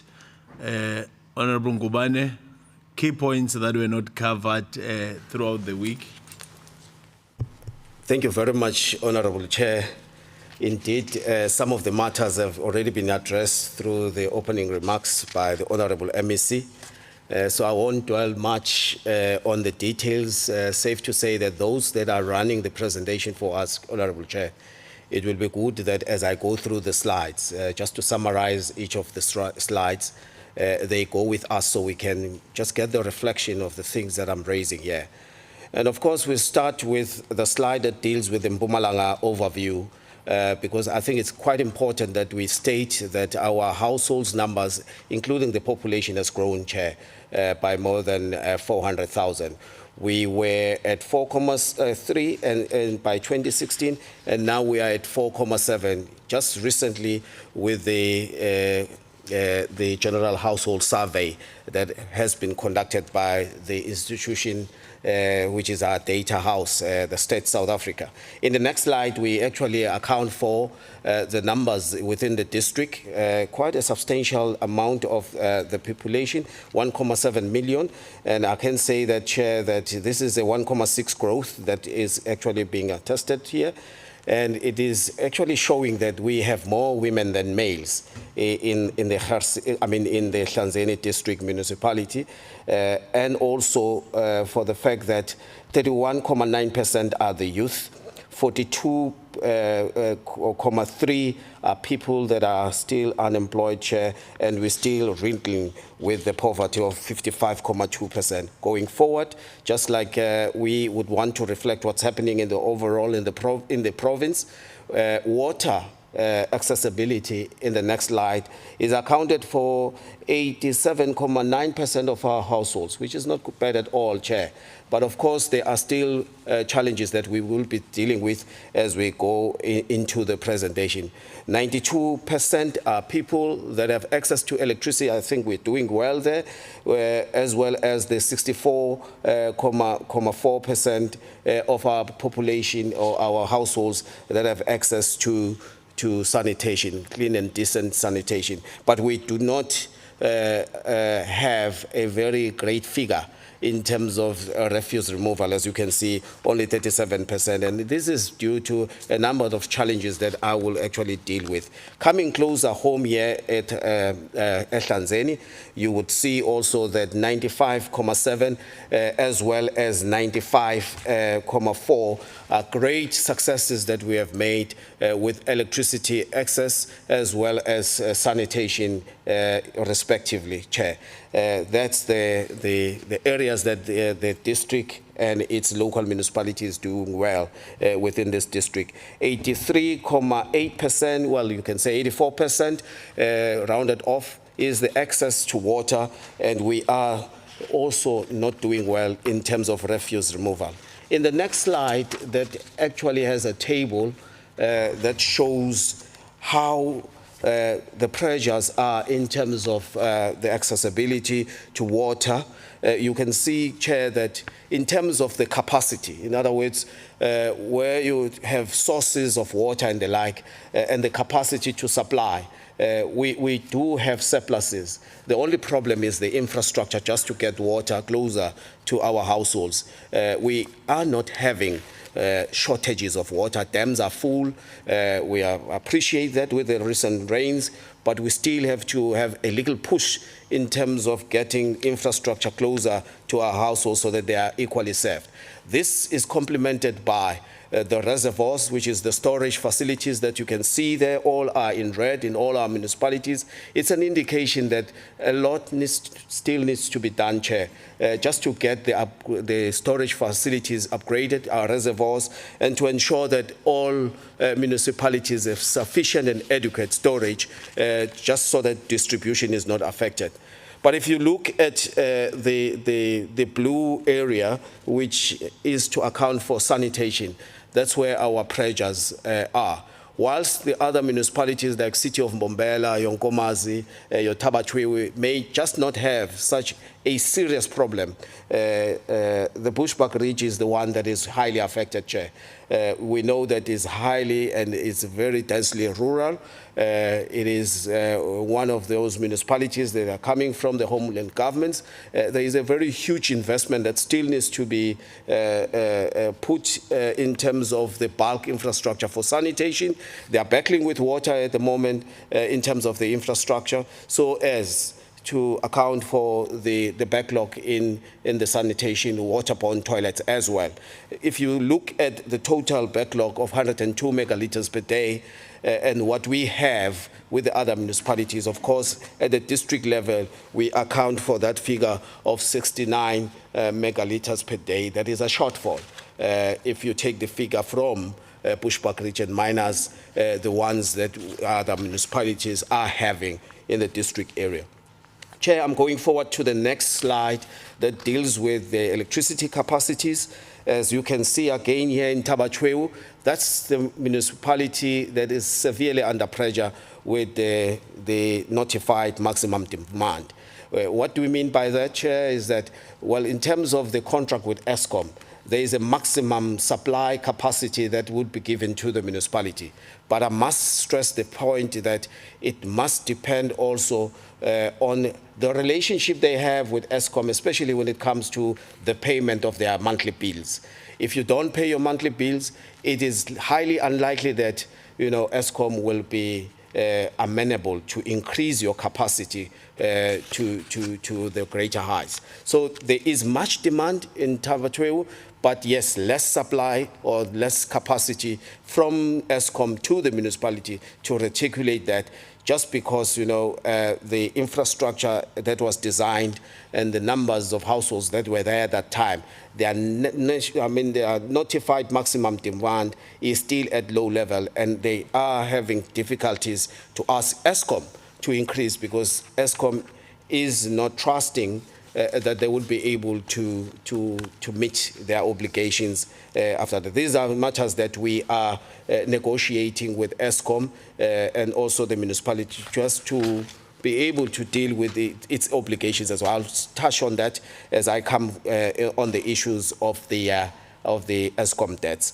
Chair, again, this is a matter that we have discussed through the trail of your visits in these municipalities. I will not dwell much on this, but it is attesting to the fact that the infrastructure, bulk infrastructure, as well as your vandalism, your illegal connections, the sense of upgrading that should happen in most of our municipalities will attest to much of the challenges that most municipalities are having.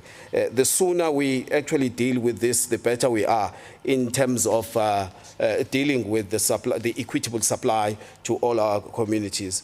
The issue of ESCOM debt, I would also highlight this and also indicate the extent of these problems, at least for City of Bombela and Tabatweu, which are both owing more than 2 billion, 1 billion split to each of these municipalities. I will demonstrate this very shortly.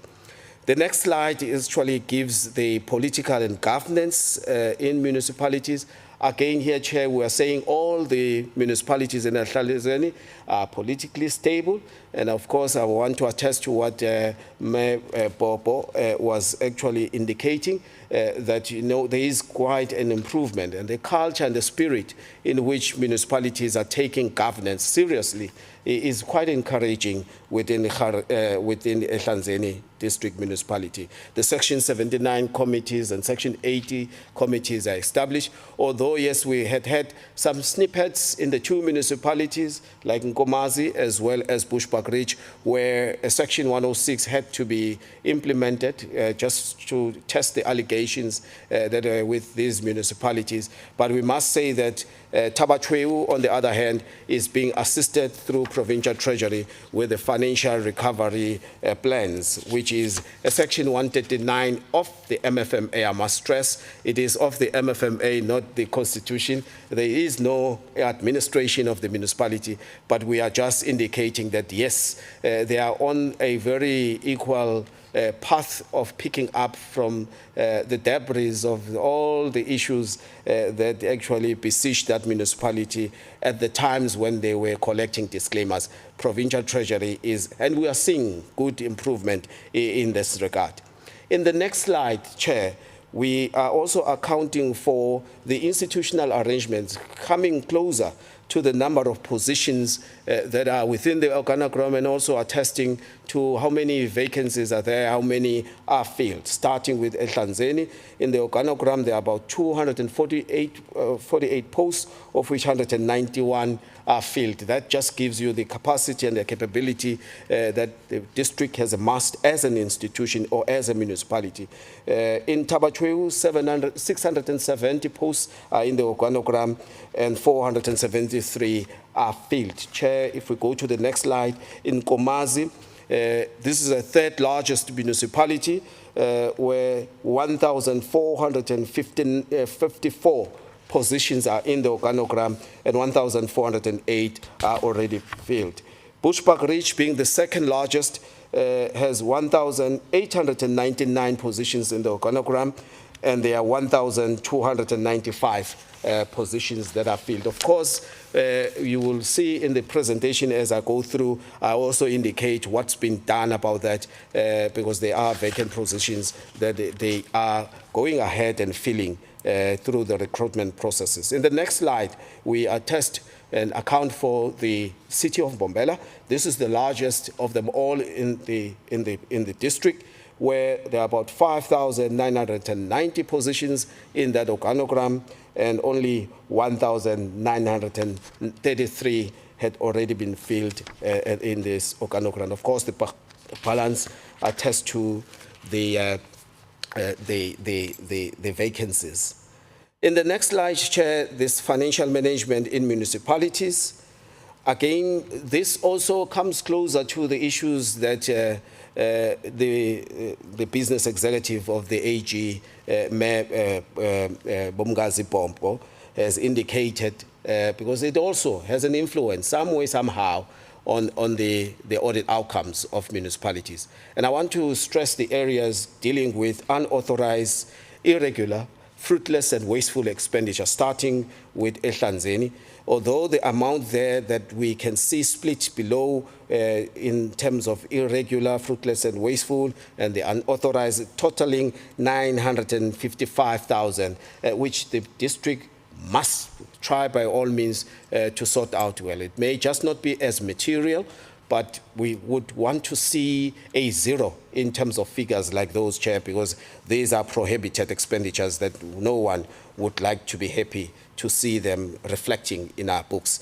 Coming to Tabatweu, again, 733.2 million, very huge, but also some of these activities needs to be looked into, needs to be investigated, so that we don't see the leakage of these expenditures going forward.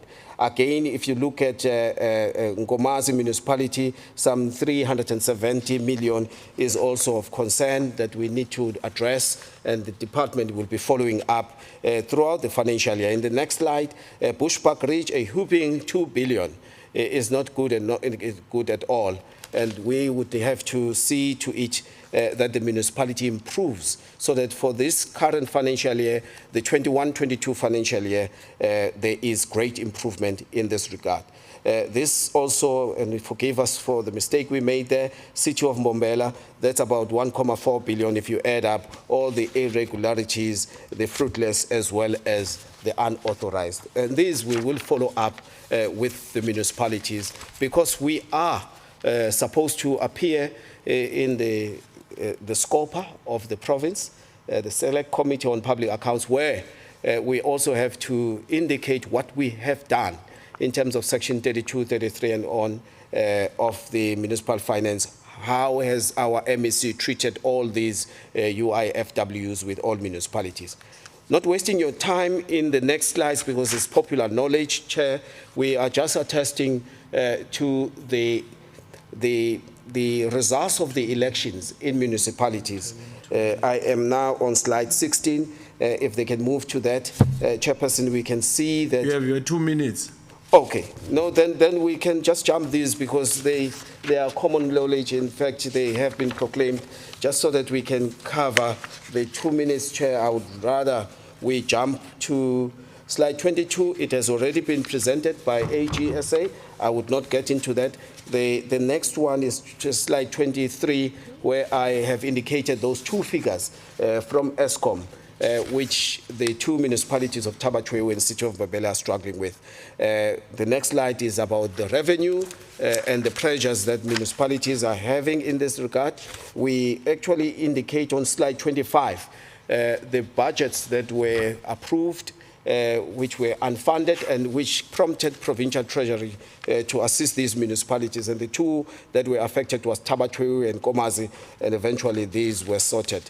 I wanted to speak to the DDM, but the MEC has covered on her opening remarks that indeed we're doing quite well in Ehlanzeni. This DDM 1 plan was approved on the 27th of May. There are structures in place and also a catalytic project that the MEC has mentioned. I think it just doesn't require me to repeat this, but to just state that in terms of the district-wide IDPs, all municipalities are on course and they are ready to adopt the IDPs. Currently, they are embarking on approving the draft IDPs, and in April, they will be busy with the consultations with their communities. And of course, Chair, I want to state that something that comes on top here, just like you have attested during your visits, it's water and sanitation, roads, networks in all our municipalities. These are pressure points that are to be included in the next 5-year generation from 2022 to 2027. I am now on slide 30 that deals with our LED. Again here, there is much of the improvement and there is much effort that's being done by the district and the local municipalities in terms of the strategies. I would not mention the projects, they are self-explanatory in the presentation, but it gives an account of a very good effort that's being made by the district and the local municipalities in terms of pursuing the economic reconstruction and recovery strategy, but also the LED strategies of municipalities. On slide 31, Chair, we are actually confirming these high-level observations and interventions. Again, it may just sound like a repeat, but I would have loved to just go to each of the points. Because of time, we know that these have already been presented through the engagements with the NCOP, including the conclusion, Chair, that we will be doing all our best with our local municipalities, including Provincial Treasury. There are plans in place. We are aware that there are issues that are challenges, and we are setting this as our business for the financial year 2022-2023 to ensure that these are equally addressed through the IGR forums and all the strategies that have been put in place in this regard. Let me stop there, Chair, without wasting further time. Thank you very much. Thank you, HOD Ngubane and Honorable MEC Shiba. The next input will be by the Ehlanzeni District Councillor Mabuza. Councillor Mabuza, the maximum is 5 minutes on the virtual platform.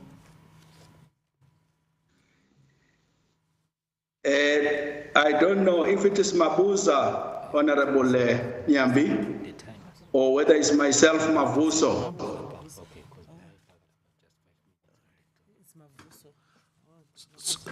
I'm sorry, my leader, Councillor Mavuso. The message that was given to me is that Councillor Mabuza.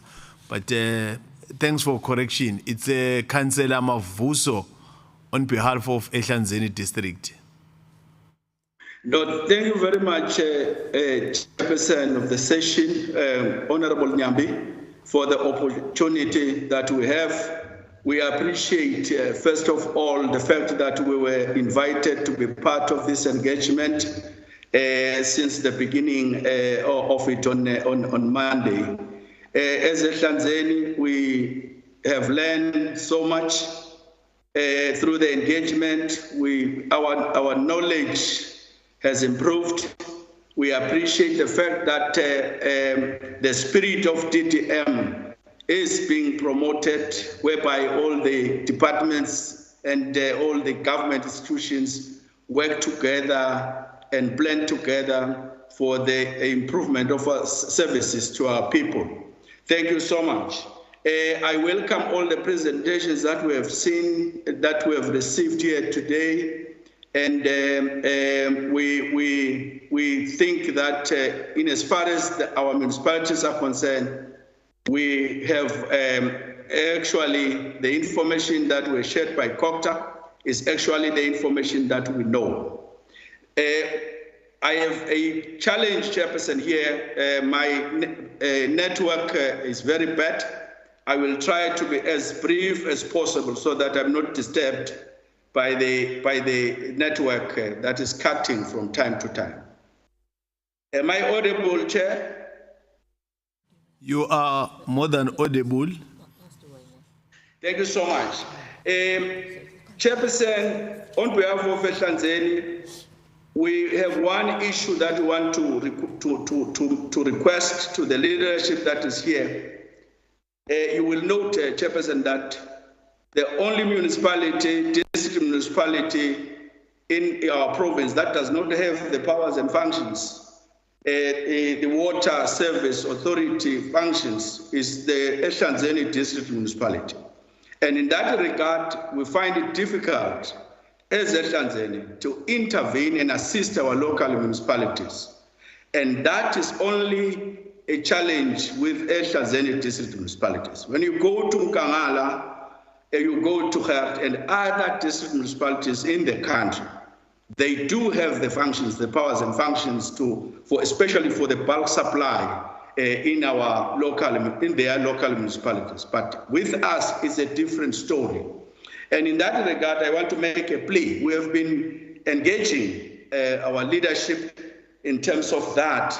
We request that the status quo should be revisited and see if that cannot be reversed, because the powers and functions were further delegated to our local municipalities. They do everything. Sometimes they find it difficult to do everything, to implement all their projects. Sometimes money is taken back by National Treasury because sometimes they could not spend. In that regard, I want to request the Okas House, the leadership here, to say, let us revisit that status quo. Let us be the same as Nkangala, as Hrd. We are ready as Ehlanzeni district municipalities. We have sufficient and reasonable human resource to can implement projects to help our local municipalities. But because we do not have the authority, the water service authority, our functions were devolved to our local municipalities, that gives us a serious problem. We are ready, we have capacity, we have human resource. Please, let us revisit the status quo. That is our request, Honorable Nyambi. However, we welcome everything. We have the information shared by COCTA is actually what we know, is the information that we know as Ehlanzeni. Thank you very much, Chairperson. Thank you. Indeed, you know how to have a timer on your side. you were left with just 30 seconds. So thanks for that. Colleagues, already we got the input of Nkomazi, Tabacheu, Bushbuck Ridge. It will be, we gave them an opportunity to have had that interaction with them during the course of this week. We will move straight to the presentation by Salga. It will be done by Councillor Mtsweni. Councillor Mtsweni on the virtual platform. Thank you very much, Chairperson, Mr. Nyambi. It's a pleasure for us as Salga to be given this opportunity, and I'm sure that we have already received the apology from my Chairperson. Chairperson, we greeting you and the Provincial Whip, the MEC present, the Executive Mayor, Salga Acting PDO, honorable members of the NCOP, HODs and the UHG, if she's still present with you there. Chair, we are aware that you are already running a short of time. We won't be wasting your time. Can we have our presentation flag, Chair? Oh, okay, thank you very much. Can you go to the next page? Chairperson. Thank you very much, Chair. Our presentation outline is only 4 items, Chair, which is the context, the overview of the state of Salga government in Ehlanzeni, which will focus on, Chair. Number 3 is the delivery of services, which because of time we won't be focusing on, Chair. And because the Department of COPTA and the AG have already elaborated on these matters, Chair, we'll then go to our conclusion. But let's go to the overview now, Chairperson. Next slide. Chair, as Salga will want to ensure that before we continue, we take you to our mandate, which is on the slide, which is that we always inspire services delivered to our people, but also, Chair, that we focus on transforming local government to enable it to fulfill its developmental mandate. We've got about these 2, 4, 6 pillars that we want our members to focus on, to know that as we are presenting, we're basing our mandate on these 6 pillars of our mandate in Salga. Thank you very much. Next slide.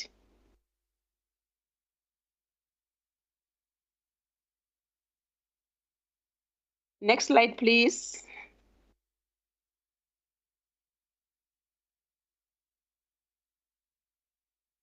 Can we please have the next slide? We don't want to explain our mandate because it's clearly put, Chairperson. Chair, thank you very much. Coming to the overview of the state of local government in Ehlanzeni, we're looking at the political side. We're saying that municipalities within the district are politically stable, except for the local, Nkomazi local municipality, issues that you all know, Chairperson. Secondly, the political arms are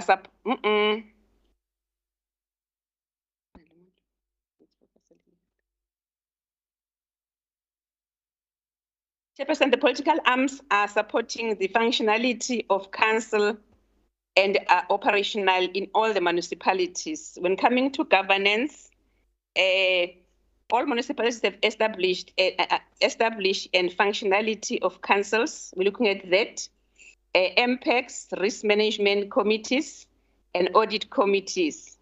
Councils are functional and have adopted their delegation system in 2021, Chairperson. The MPECs, risk committee, and audit committees have been established. Councils are meeting regularly according to their different schedules, Chairperson. Coming to the institutional arrangements, starting with the Ehlanzeni, the municipal manager contract lapsed in 31st January 2020. We're happy to say that recruitment process are underway. All senior managers' positions are currently filled. Coming to the city of Bombela, Chair, it is the general manager legal services position that is vacant. All other senior manager positions are currently filled. Nkomazi municipality, Municipal manager contract lapsed on the 28th February 2022. We're happy to say that recruitment processes are underway, and we have encouraged them to ensure that the process is fast-tracked so that we have the municipal manager employed very soon. All other senior managers' positions are currently filled. In Bushbuckridge, Chair, the Chief Financial Officer, Director Community Services, and Director Corporate Services positions are vacant. All other senior manager positions are currently filled. In Tabachwewu, Director Community Services and Director Development and Planning positions are vacant. All other senior manager positions are currently filled. As Salga Chair, we are implementing capacity building program, which is councillor and officials for all municipalities. Chairperson, the next slide talks to the audit outcomes, which is the overview on the state of local government in the district. But UAG has presented this very clearly. We've got the same information. We don't want to waste your time by repeating these audit outcomes, Chairperson. So we'll skip all the slides that are talking to the audit outcomes.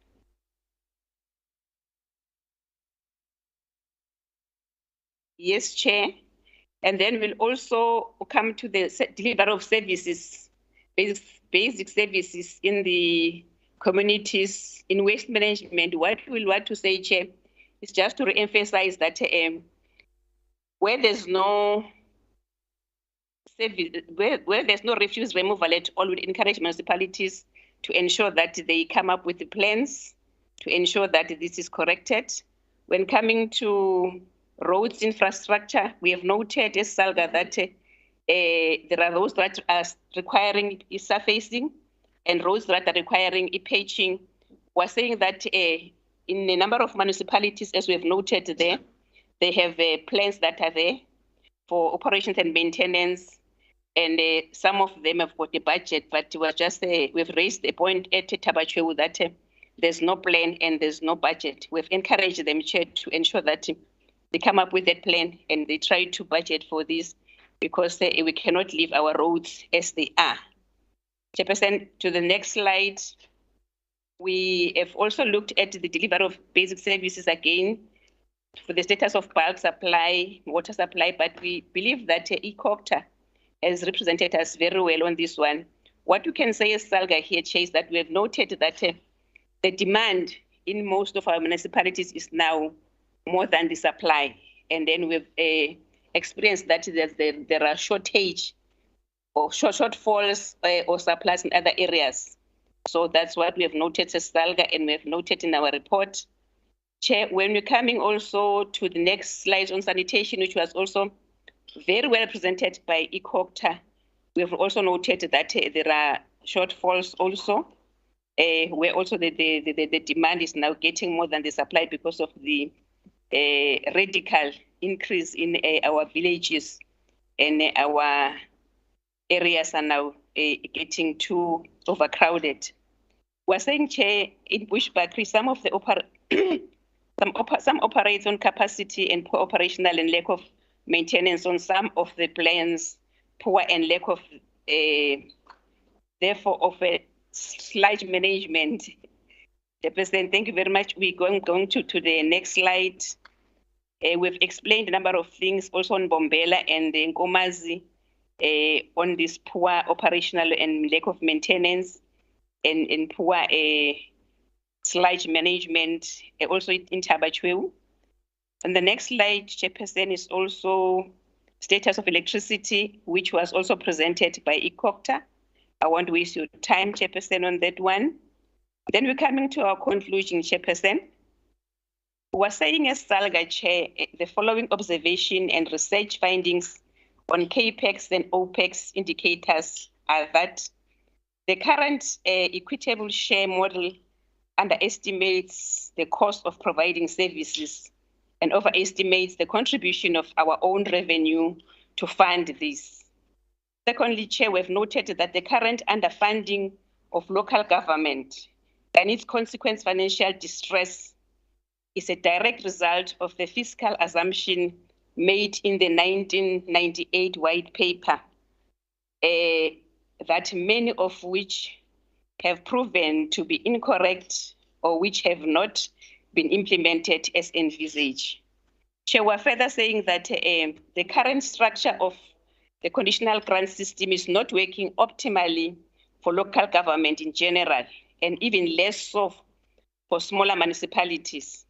It is expensive and unwieldy and contributes directly to the creation of a huge future national obligation in the form of deteriorating municipal infrastructure. Chairperson, in our closing remarks, we coming with some recommendations to solve the challenges. We're saying that number one, allocating a higher share of nationally raised revenue to local government will assist us. Restructuring of the conditional grant system. We're talking to reducing the cost base of local government through a review of municipal demarcations based on actual financial viability.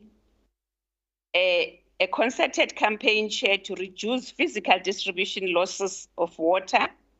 A better use of national incentive to compel commercial customers to pay their municipal accounts.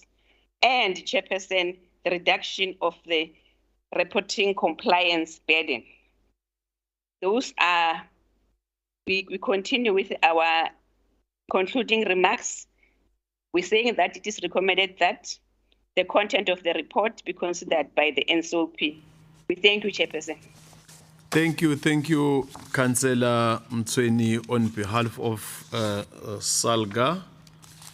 The next input dealing with the quality of road infrastructure will be briefing by MEC for Public Works, Road and Transport, Honorable MEC Lakshmi Narain.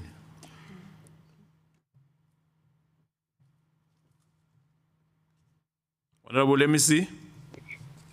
Thank you, Chairperson. I think in terms of our roads, it's important for me to first appreciate the oversight visit conducted by the committee in terms of the two projects that we are having. From my side, indeed, as a province, when we look at the challenges that we faced on roads vis-a-vis the budget that is allocated to the department, it's a cause of concern. Especially in respect of the grant for coal haulage that was taken away from the province. But Chair, I have the HOD who's going to present in terms of the roads condition. And I want to assure the House that as in Mpumalanga, we have a long way to go. We understand the challenges, but we appreciate the Honourable Premier's intervention in terms of the jet catcher machines that were procured by the department, which will deal with tourist routes first and then allocated according to the regions on a need-by-need basis. Through you, Chair, if the HOD can come in for his presentation. Thank you. Thank you, Honorable MEC. HOD focus mainly on issues that were not covered in the past few days. HOD? Thank you very much, Honorable Chairperson and members and the Chief Whip present. Chair, on slide number 2, on our presentation on the transport infrastructure, road condition, as the brief given by the NCOP, we have got 10 issues that we are presenting on: the extent of the provincial road network, the current historical road condition, the overview financial, the damaged roads, the pothole patching, interventions, partnerships, DDM, tourism routes, and contractor development model. On slide number 3, Chairperson, we are indicating the extent of the provincial road network, and we are showing that we have a total of 13,837 kilometers in extent, of which 8,363 is the unpaved network, and the paved roads is 5,424. And also in terms of total, we are indicating, Chairperson, that we have a total of 11,945 kilometers of non-coal haulage and also 1,892 of coal haulage. And in terms of the paved networks, we have paved 3,862 non-coal and unpaved 8,084 non-coal. And also in terms of the coal haulage, we've got 1,712 paved and also 279 unpaved. The coal haulage is only applicable, Chairperson, in terms of Gersiband and Kangala. In Tanzania, we don't have that. That is on slide number 4, where we show the extent of the provincial road network by region. And we are showing a total number of 3,262 kilometers in Tanzania. And we are also showing in Gersiband that we have a total network of 6,971. And in Kangala, we have a total network, Chairperson, of 3,604.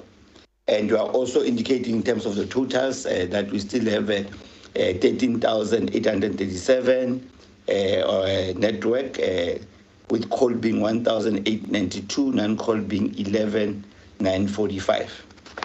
On slide number 5, Chairperson, this is where we are mainly reflecting and responding to the questions that have been raised by NCOP. Through this pie chart, Chairperson, we are indicating the visual condition index of our roads. We are comparing the years 2018 and 2019, as this is the latest information at our disposal. And we are showing, Chairperson, in terms of the purple, which is very poor, we are showing an improvement that in 2018, the poor condition in 2018 was at 4%, roads which are very poor, and in 2019 reduced to 3%. So it has shown a great improvement from a difference of 1%. But also when you go to the poor condition, Chairperson, we're indicating that in 2018, we had 28% of the total network being in a poor condition, and in 2019, it improved to 26%. And also in terms of the fair condition, which is in yellow, Chairperson, we're indicating in 2018, it was 30%, and in 2019 is 37%. So, Chairperson, in terms of the good, the situation is the same. We're at 25%. The very good, we have reduced from 13 to 9%. So, Chairperson, this slide basically shows that our road condition is gradually improving. We should be able to minimize the very poor and the poor condition. Basically, we must eradicate the very poor and poor conditions. We must mainly make our condition of our roads to be in a fair and good condition. So the majority of this picture must be more in the yellow and also in the blue, showing an improvement. So basically we are indicating in this slide an improvement in our road condition. However, Chairperson, we have embarked on another exercise for visual condition assessment, and with all the rains that have eroded most of our roads, our anticipation is that there might be a deterioration in our road network. Chairperson, on slide number 6, we are showing the budgets. We are indicating a total allocation for 22-23 financial year being at 1.98 billion rands. However, based on the commitments and the requirements for the current financial year, we are indicating a requirement of 3.48 billion and a shortfall of 1.5 billion rands in the current financial year, if we are to deal with all commitments that have been made in the current financial year. This is the requirement. However, we are saying based on the 2019 data, technical needs assessments for all roads to be in an acceptable position, there's a requirement of 7 billion for the coal haul roads and 27.4 billion for the non-coal haul roads. So the total backlog for our roads to be in an acceptable condition is 34.4 billion rands. On slide number 7, Chairperson, we are just indicating quickly the funding sources, that our main funding source is the PRMG, which is a grant, and basically this is for road rehabilitation and also maintenance. And we are saying it is very limited, and you cannot cater for all the maintenance needs within the province. We also have a limited equitable share allocation, mainly because it also competes with other provincial needs, such as social health and education. And we are saying the equitable share mostly goes to compensation of employees. We have other options that can be embarked upon. The user charges on roads, which can be collected through provincial treasury, which has got the potential for future maintenance funding. So the revenue collected from this could be put aside to be used for road maintenance as an option. We also have national treasury as an option, the budget facility for infrastructure or the Infrastructure South Africa, and other funding mechanisms provided by the state where we can also tap into. But there's also opportunities in terms of private investment where we can engage various mining houses, the farmers, the tourism industry, which have shown interest in terms of making contribution towards the maintenance and improvement of our provincial road network. On slide number 8, Chairperson, we are just indicating pictorially some of the drawbacks that we've experienced as a result of heavy rains and storms that ravaged our province. We are just indicating a road in Backlog that has been eroded. The top picture shows the condition of the road, and the picture below is the after we have made some backfilling and grading by our in-house team. The second road there is in Musukalekwa, the washed away culvert, and the road was eroded. They started a temporal bypass as reflected on the picture below. On the right-hand side, it is in Malikutu. The road has been eroded as reflected on the top picture, and we have patched the road using our in-house teams below. So with a number of these pictures, Chairperson, across the province, this is just an example of the condition of our roads as a result of the heavy rains and floods that ravaged the province, and we are also showing what we have done. On slide number 9, Chairperson, we are just indicating what the Honourable MEC reflected to. The mechanized pothole patching machines, we have procured 4 of them at the amount of 26 million. And we are indicating, Chairperson, that we should be able to achieve the output of 40,000 square meters of patching by the end of the year. The next slide is slide number 10.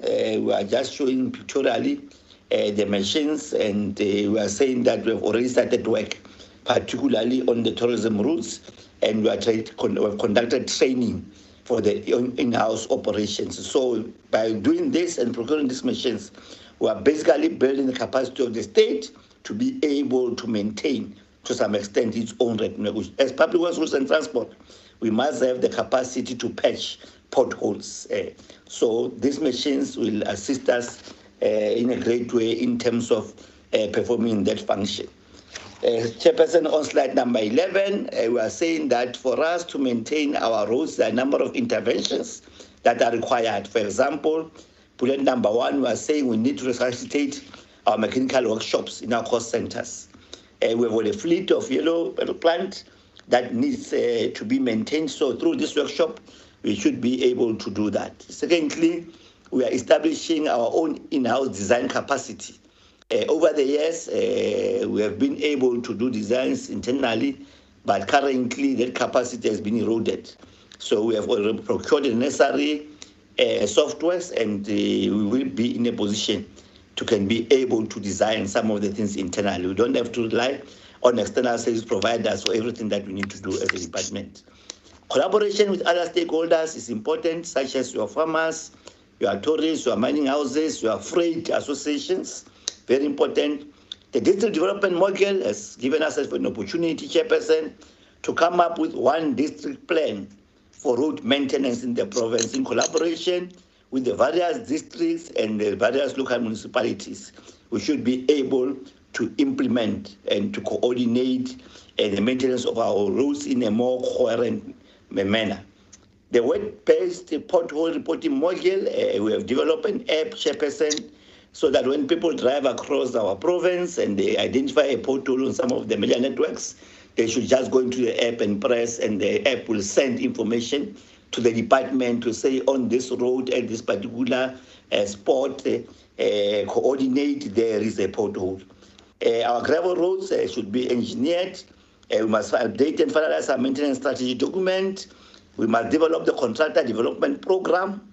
We need to do network prioritization, example, our tourism road network. We are making a commitment, Chairperson, that come the end of the financial year 22-23, we should have a pothole-free tourism road infrastructure network. That's the commitment that we are making as a department, and come the end of the financial year, we should be in a position to evaluate ourselves against that particular target that we are setting ourselves. The yellow fleet audit, the efficacy rate, the thinker skills, these are some of the measures that are necessary, that the critical success factors for us to be able to maintain our road network. We are also indicating on slide number 12, Chairperson and honorable members, the strategic partnerships that are required. For example, we are showing Sanral, there is track, there's mining houses, there's farmers, etc. And we are indicating that we need to have a hybrid model in terms of our road maintenance and budgeting. We also need to work with public-private partnerships, ESCOM and freight associations and all that. And we are also saying that we need to tap into other sources of income, as already mentioned earlier, the National Budget Facility for Infrastructure, equitable share, PRMG, additional subsidies, potential for user asset, user charges, private investment, and also a schedule toll. On slide number 13, was just showing roads capital budget summary per region, and we're indicating that, for example, Ekhayelitsha North in 2022-23, there's amount of 276 million, Ekhayelitsha South 88 million, Khresiban 170 million, Kangala 215 million, with a total indicating 648 million rands for capital projects. And we are also indicating similarly for 2023-24 and 24-25, the NTF periods. Slide number 14, Chairperson, we are indicating your non-call all social and economic motivation, the role of tourism in the economy, that whilst we have coal haulage as a strategic road infrastructure, we also have tourism, which is important for growing the provincial economy, and we're just giving justification on this slide why we should focus our attention on tourism.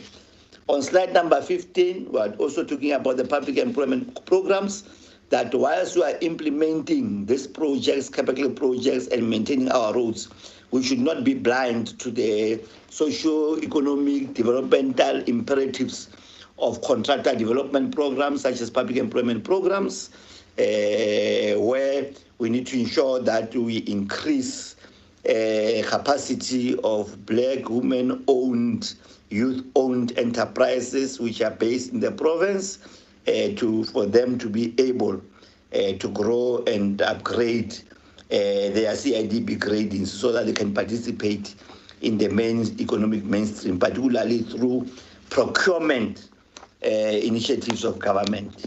It's a continuation on slide number 16 that over and above contractor development, we need to ensure that there is learnerships.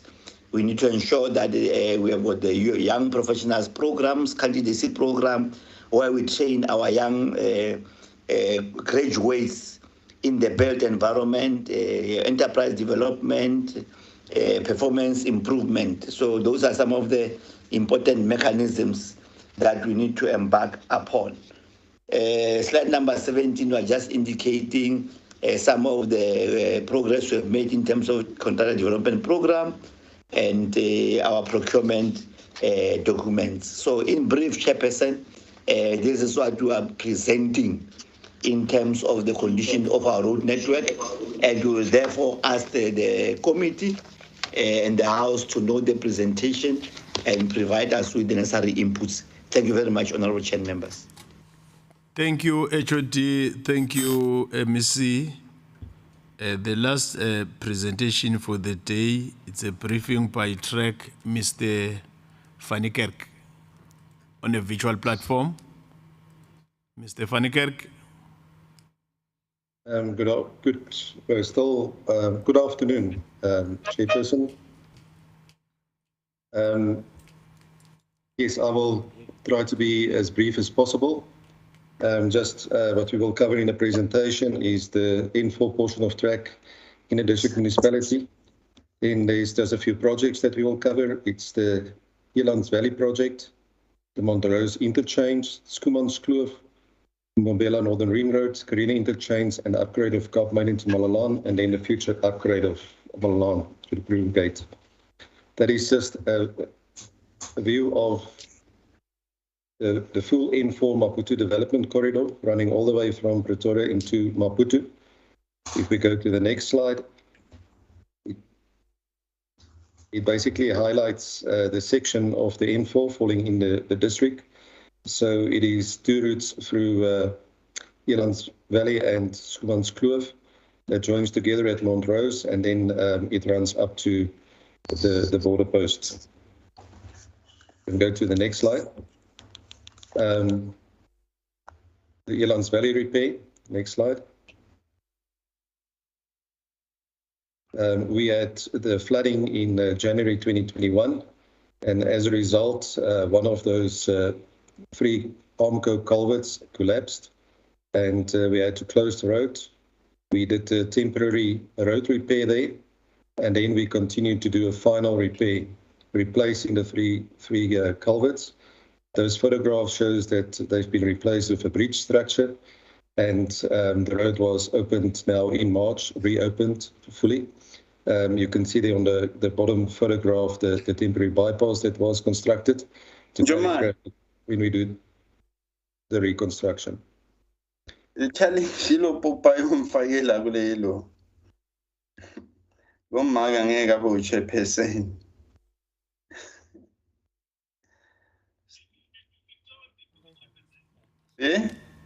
Sorry, can you mute yourself, please? We have a serious presentation going on.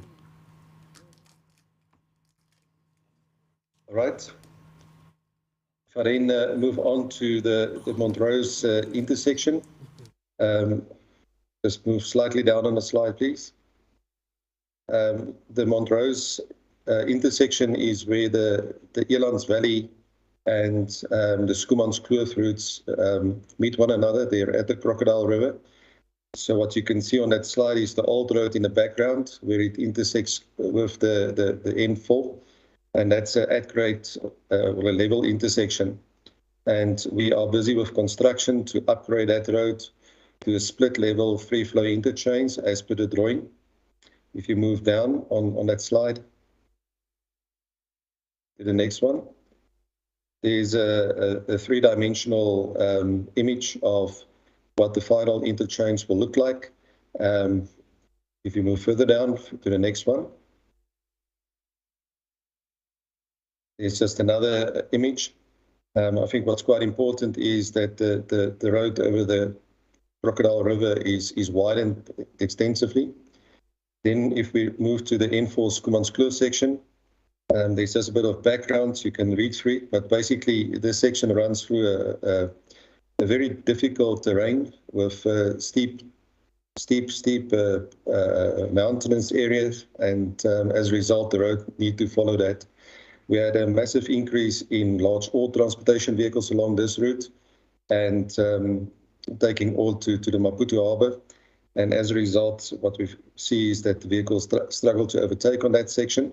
So we are in process to finalize a project to commence hopefully later on this year that will see this road substantially upgraded to have at least 50% passing opportunities, safe passing opportunities in each direction.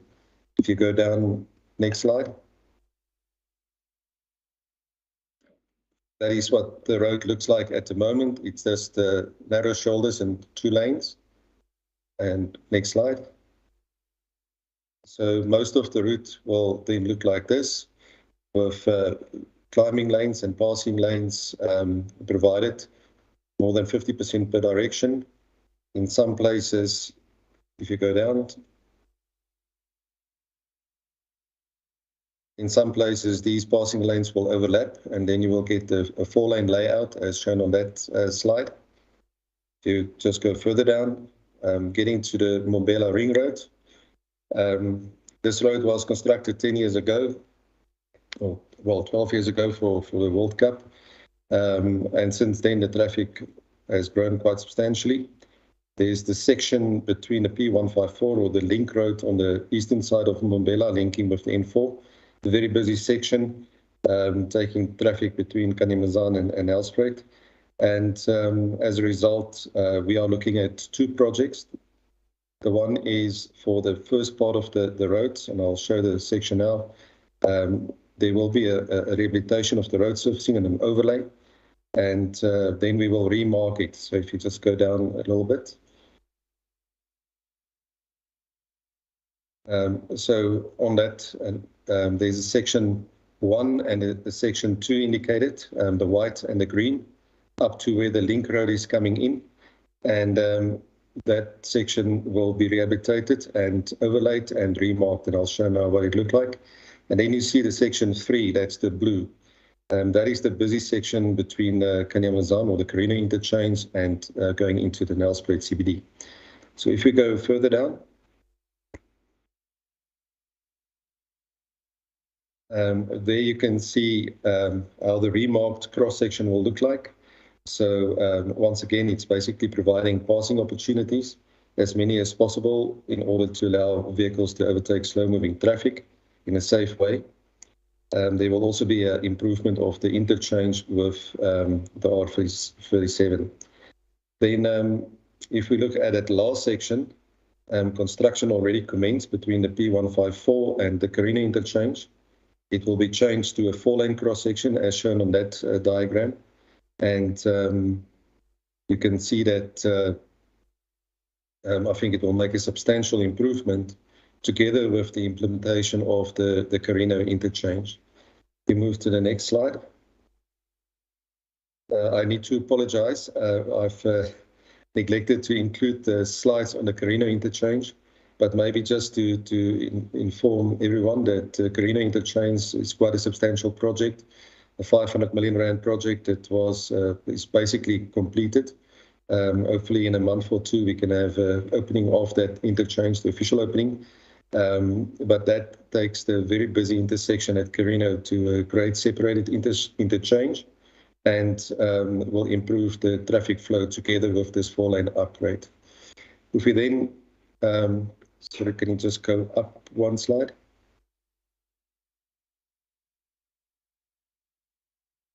Okay, then if between Malalan, or between Kaap Maiden and Malalan, we also completed the project now, which saw that road upgraded to this cross-section that is shown there as well, 2 lanes per direction. That project is also complete. And then if you go to the next slide,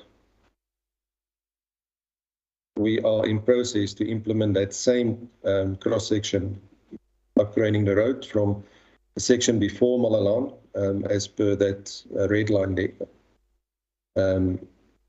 The section from before Malalan up to the Malalan-Kruger gate, that is B intersection. That will also now be upgraded to 4 lanes, and the road through Malalan will be rehabilitated to improve the road pavement condition.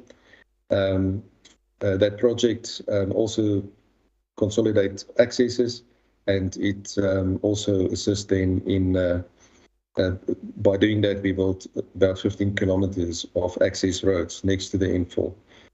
And that more or less summarizes the road projects that will take place on this section of the N4.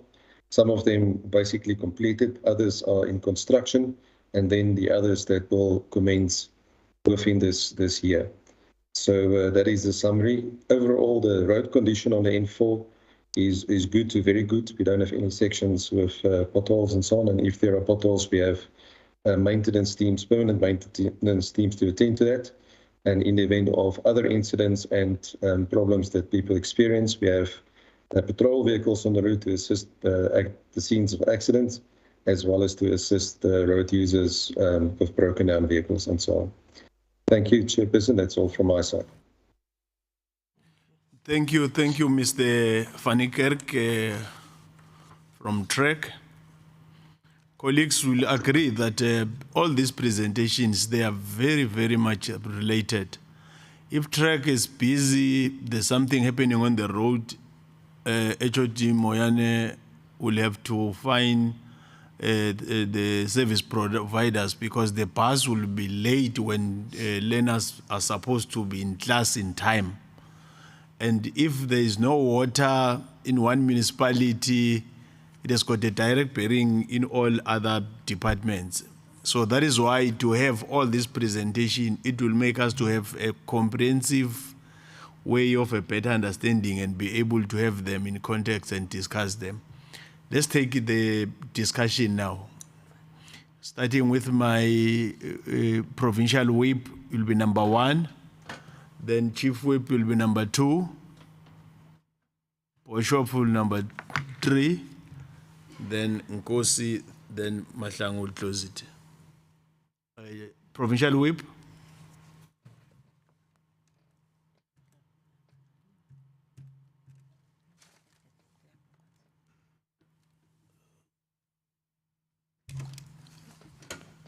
Thank you, Chairperson, and welcome the presentations from the Hrd Education, SALGA, and AG, and the TREC. But me, Chairperson, I will go to raise the question to the Department of Education, to the HOD. On slide page 15, you presented HOD that there is not allowed to carry the overload. And maybe where there is an additional learners, there is applications that are made in line with the policy. I'm raising this issue because when we are interacting with the service providers on Tuesday, they raised that issue that they were having a challenge with the overload because there are more learners. Maybe if the bus is supposed to carry 65 learners, they end up carrying more than the number.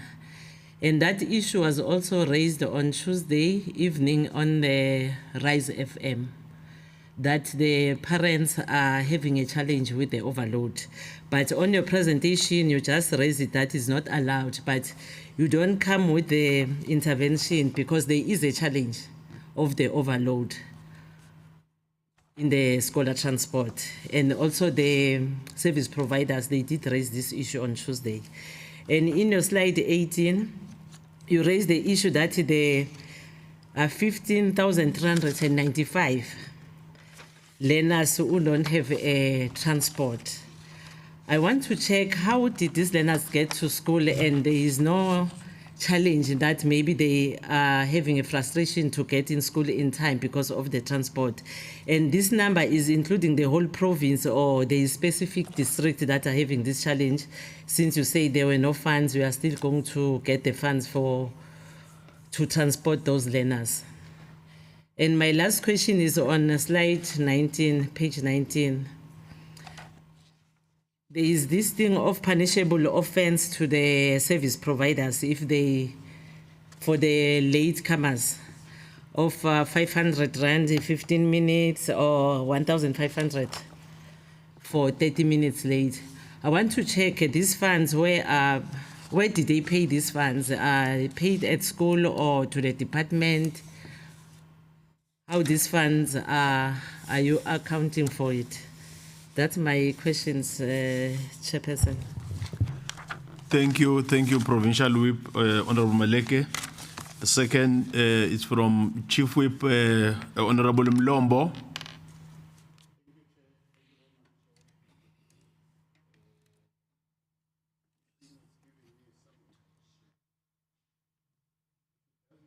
move until, okay. I thought I will move until to the main podium.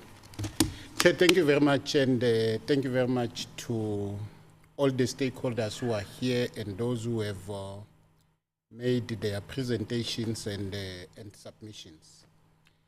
Chair, since from Monday, when you arrived here, both yourself and our provincial whip, you kept on emphasizing on the overall thrust and the objective of this visit.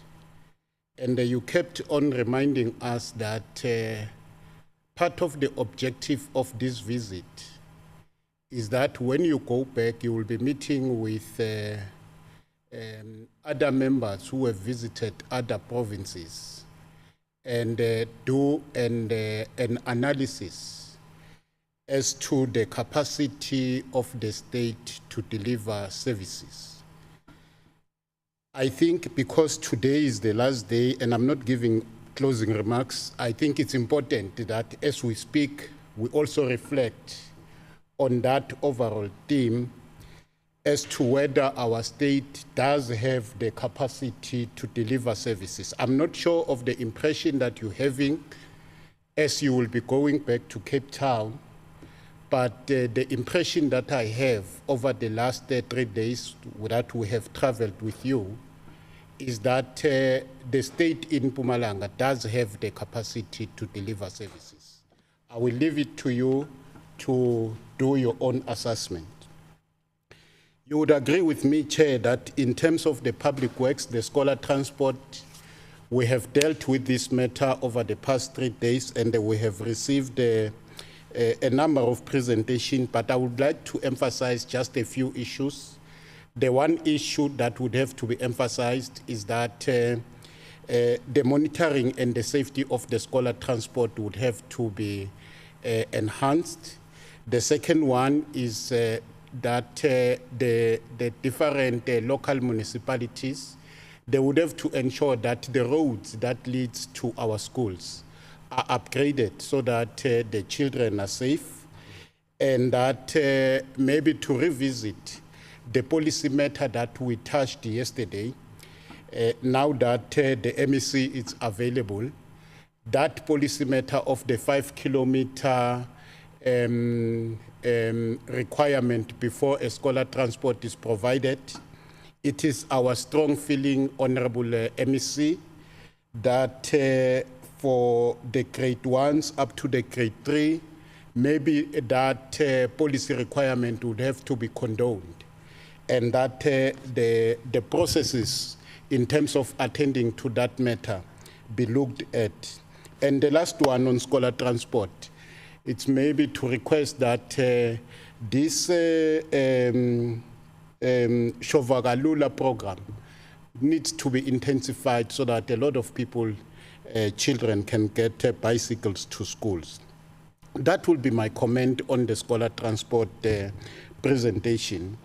But on the Department of Education presentation, HOD, through the chair, I think you would agree with me that in most of the points that you have tabled before us, you have been complaining of the backlog in terms of infrastructure development.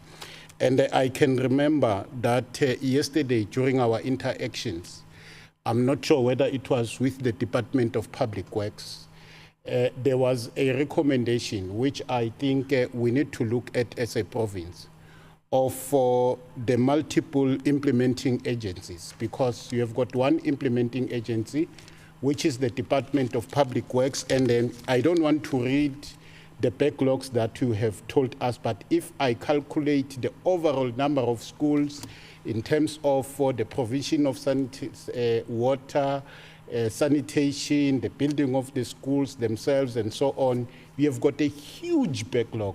And that backlog, you will not be able to finish it in the next 3 years, 2 years before the end of this term. Maybe the province need to take a very focused discussion on considering the multiplicity of implementing agencies. There can be so many recommendations and proposals and suggestions, but if we agree on that principle. The second one will be a question. Yesterday we visited the Nduma Primary School. I'm not sure whether I'm pronouncing the name correctly in Bushbuck Ridge, Tula Mahash. And there was a confusion there in terms of the rationalization of the school.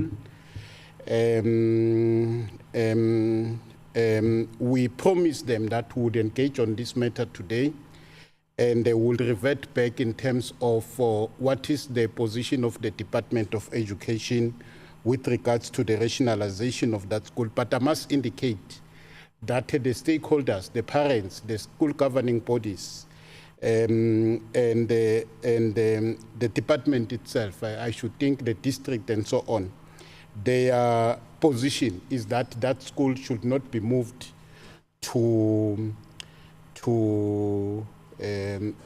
Machimbeni. It should be built there. You will have to build a school for those children. So I'm not sure whether you'll be able to do that in view of the backlog that you're having. But there's another school around that area also in Marite, the Shanke Senior Secondary School, which is highly overloaded. I went there myself together with the Office of the Chief Whip, and we had a meeting with the MEC and raised the issue with regards to that school. But to date, the principal and the SGP of that school, they keep on calling us about our intervention in that school. And lastly, on the Department of Education, if maybe you can brief us on what is the process of delivering this or allocating these mobile classrooms, because I can tell you in the area where I'm deployed in my constituency office, which is Governing, there are so many schools that are in need of the mobile classroom. Ligusasa Letu, Keritswane, KI Twala, and many other schools. But I can give you these three that I have visited. Gusasa Letu, Keritsane, and KI Twala. It's the third time that I'm visiting these schools, and we meet with the department at district level. They promise us that they will deliver these mobile classrooms, and they are not delivered up to date. And that is the last question with regards to yourself. With regards to the Auditor General, I think we must just appreciate the progress that have been achieved, especially Ehlanzeni District Municipality. They are doing very well in terms of their audit outcomes. And I want to believe that the good audit outcomes also translate to the good service delivery, because good service audit outcomes alone will not assist us if service delivery is compromised by people trying to ensure that they get a clean audit. And we must appreciate your intervention together with Treasury, because yesterday we were in Tabacheu, and that municipality, it's turning the corner. They are not yet there, but there are indications, there are symptoms that shows that they are in fact turning the corner. And the last one will be on Cocta. I'm not sure what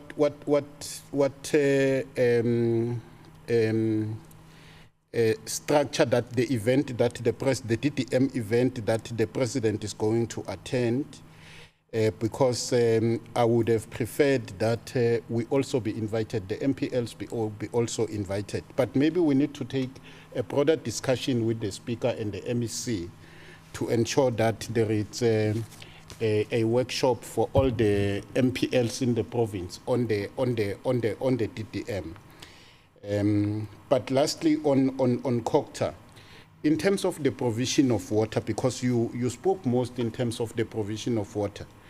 MEC, during the local government elections, I have had an opportunity to work around the Ehlanzeni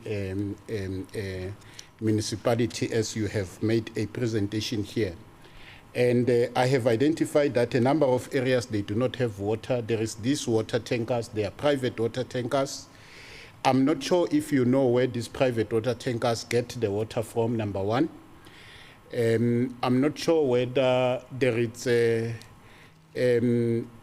monitoring system on these private water tankers to ensure that they deliver clean water to the people, because it would seem that they do as they like.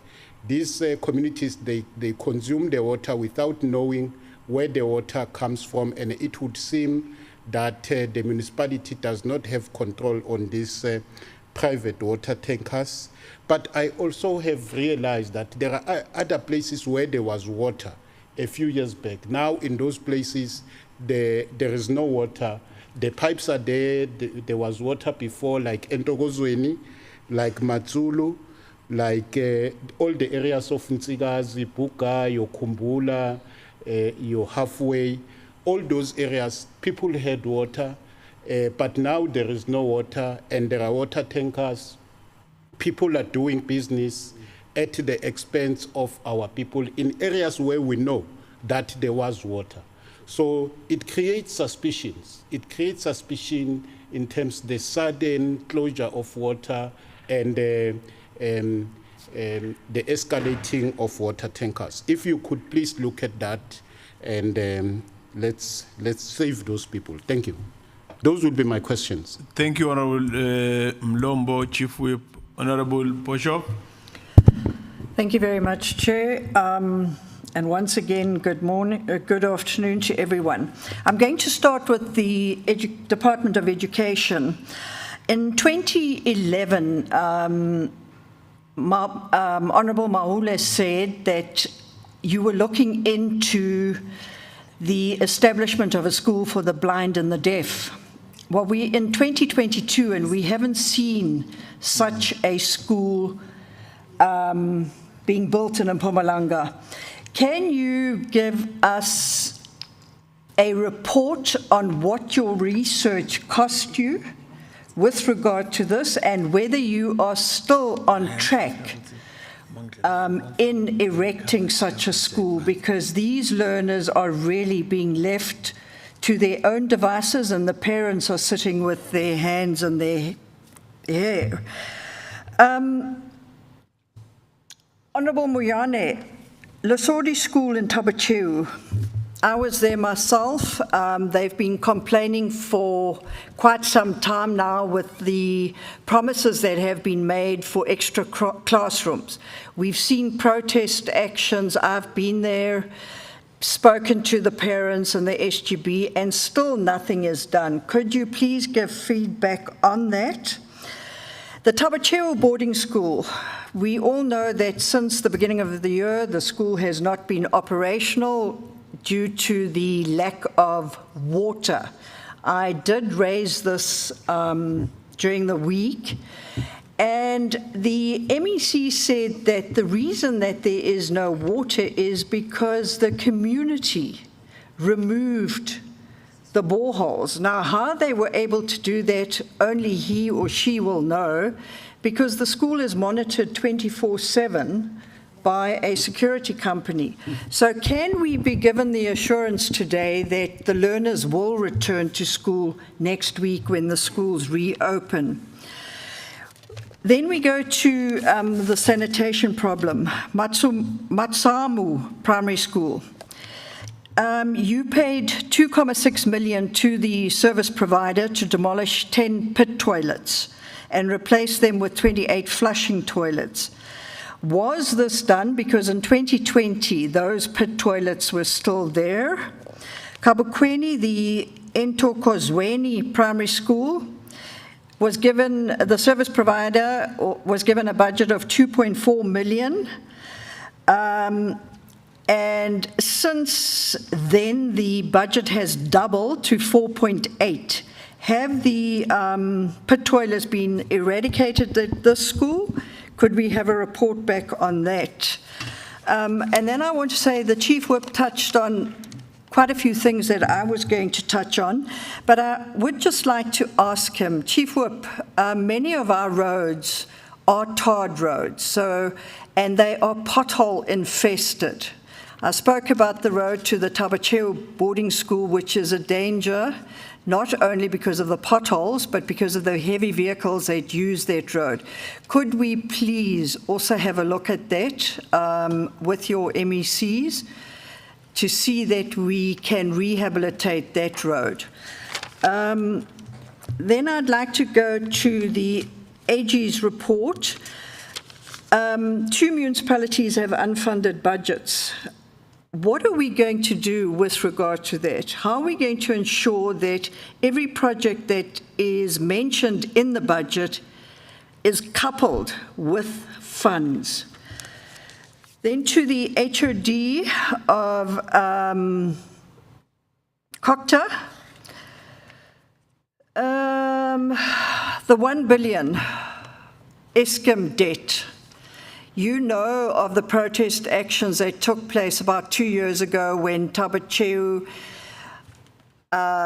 residents were subjected to blackouts because they were not able to honor their agreement. What is in place to ensure that the residents who pay diligently every month are not again subjected to load shedding by the municipality? As I said earlier in the week, winter's coming and we know that Eskom is going to implement load shedding again because they don't have the capacity, and we cannot allow the businesses, the small businesses that are trying to stay afloat, to be subjected to Eskom load shedding and municipal load shedding. You mentioned that you were going to ring fence the revenue collected for electricity. Has this been done, and what has the success been? Then I'd like to ask you as well, HOD, in Tabacheu they have a sewer dam that they call the Olympic swimming pool. It's an extension to Ward 14. It was an agreement that was entered into between Tabacheu and Human Settlements quite a few years ago. This is really a bone of contention, and the residents of Extension 2 are really subjected to the most inhumane living conditions. They can't allow their children to play outside. The Indian primary school is right next to that pit, and it really is causing health hazards to the children and the learners and the residents. If you could give us feedback on that. All right, then to roads and transport. Thank you to TRAC. It's good to see that we are on par with regard to our national roads, but the problem lies with our secondary roads. If you have a look at the majority of the roads, as discussed, they are tourist routes. We saw the 535 now being attended, but many of our other roads are also tourist routes. And I would like to know what plans are in place, what budget is in place to address the other tourist routes. You only have to look at the route we drove yesterday afternoon from Graskop to Leidenburg, the R36, that also takes you to Oorigstad. The Mpumalanga side of the R36 is horrendous, but the Limpopo side is perfect. So can't we learn a lesson from Limpopo as to what they are doing? The Graskop road is terrible. The road from Sabi to Hazy View, the road in the northern villages. And we must take into consideration that with the deterioration of our roads, we are not seeing any economic growth because the tourists are refusing to travel down to Mpumalanga via those roads. I'm not talking about the tourists that come the N4. Talking the tourists that turn off at Belfast, because the road from Belfast to Dahlstrom, Dahlstrom to Leidenburg is also in a shocking state. We need to see economic growth, and we all know that tourism is the greatest contributor to the GDP. I think, Oh, yes, the last thing, the dashboard that the Roads and Transport presenter spoke on, with pothole reporting, could we just be given a feedback as to when they will start instituting this and when it will be up and running? Thank you very much, Chair. Thank you, Honorable Boshoff. Honorable Nkosi. Thank you very much. Thank you very much, Honorable House Chair. From the Department of Education, Chair, on slide 8, I think, on the provision of water and sanitation and any backlogs in the municipalities, I've seen in their presentation there, they were talking about the interim where there are inadequate consequences that they are providing tankers, water tankers to the schools. So I just want to know or to check with the department as to say how often are they supplying waters there with that water tankers. And 2, on the number of unsafe toilets in the chosen municipalities. The intervention that is made by the department in some of the schools there, they are indicating the percentages as to where are they now, but the time frames as to when are they intending to finish that, it's not indicated in their presentations. We would love to know the time frame so that as the NCOP, we are in a position to monitor even the progress of what they are doing there. Lastly, Chair, in the presentation also, under fiscal wastages and corrupt practices in the provision of adequate school infrastructure in rural schools and townships, the department indicated that it was in their presentation, it was indicated that up to so far they don't know of any of the corruption that it's happening in the department. But we would like to indicate that when we had a presentation, we had a meeting with the Department of Public Works. It was indicated there under the presentation or on the scholar transport that somehow there are mistakes that are being done by the department by appointing the service providers that are not having any vehicles to transport the learners, and it must be corrected. We want to emphasize that we are still condemning that as the NCOP, that cannot happen, that you appoint a service provider which is having no transport, and that service provider will end up hiring other service providers to do that service. It is totally uncalled for. On the Auditor General, we want to congratulate Ehlanzeni, House Chair, for the audit opinion that is obtained by Ehlanzeni, the clean audit opinion. We are very much proud of the municipality. They've done well.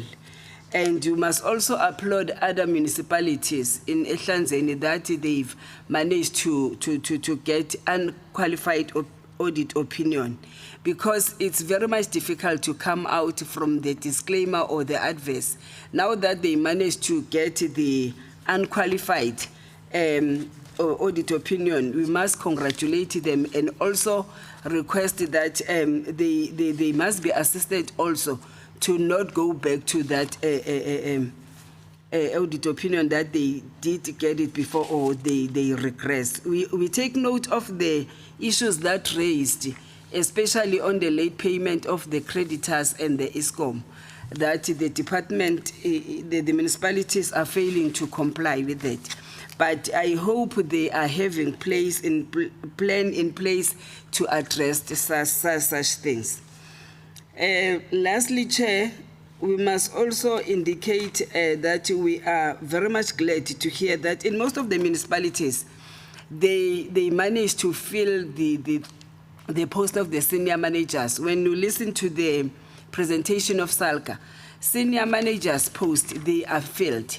Most of them, there are very few that are not filled. And we must also congratulate them for that good work that they've done, because it's very difficult to operate in a municipality with the acting. So we want to say bravo to the municipalities of Ehlanzeni. Lastly, Chair, is the presentations that you are getting here. Really, we must request that in future this must not happen. We would like to participate, but if you are getting a presentation here, it's very difficult sometimes to follow what is happening. I think in future, we must get the presentation in time so that you'll be in a position to look at them. I submit the Chair. Thank you very much. Thank you, Honorable Nkosi. Honorable Mahlango. Thank you, Honorable Chairperson, for the opportunity. Let me join my colleagues and honorable members by welcoming the presentations, all of them. We have been engaging thoroughly with the presentations since Tuesday. We have also had an opportunity, Chair, to go to see or to do physical verification, which takes me back to what the AG is reporting. I have been always skeptical in terms of celebrating the positive outcome, audit outcome of an institution, because I'll tell you the reason why. Because I believed that in most cases or previously, institutions were given or the focus was on the financial management. And it depended on the capacity of them, the responsible management, whether they are able to track the numbers. And when you see the numbers, you think they've done well, they've managed well, they spent the way they have planned. But now I'm happy because I've been complaining to say what is presented, what the numbers are saying, must speak to the actual service. The end user or the beneficiaries, which are the public, they must benefit. So we can't just say you have spent money. Where did you spend the money? So I'm happy with your approach, and it's scientific because you were able to go and verify the report that you were given, and there are variations as far as the information that you got and what you have found on the ground. So keep on doing the good work, because that what you are doing is going to help us as the NCOP and the provincial legislatures and the municipalities moving forward, and also the beneficiaries of the services, to make sure that we give them the quality service delivery. So I think I'm also happy with the prioritization. I want to emphasize on what you have said, AG, that it's important that the municipalities, as you go and audit them, you check in terms of their priority, that their priorities, are they in line with what is expected as a country? Do they talk to the priorities of the country? So I want to appreciate your presentation in that manner. And to make a follow-up, maybe Honorable Chief Whip, it's a pity the chairpersons are here. Maybe they are connected. They can hear us on the platform. I think moving forward, we need to have an attitude, a a positive attitude towards the AG. We must not see the AG as an institution that is policing us here to find us or to look for negative things. And the relationship that we must build with the AG, it should be continuous and to utilize that to assist us. So those findings that are there, they should make or they should have mitigating plans.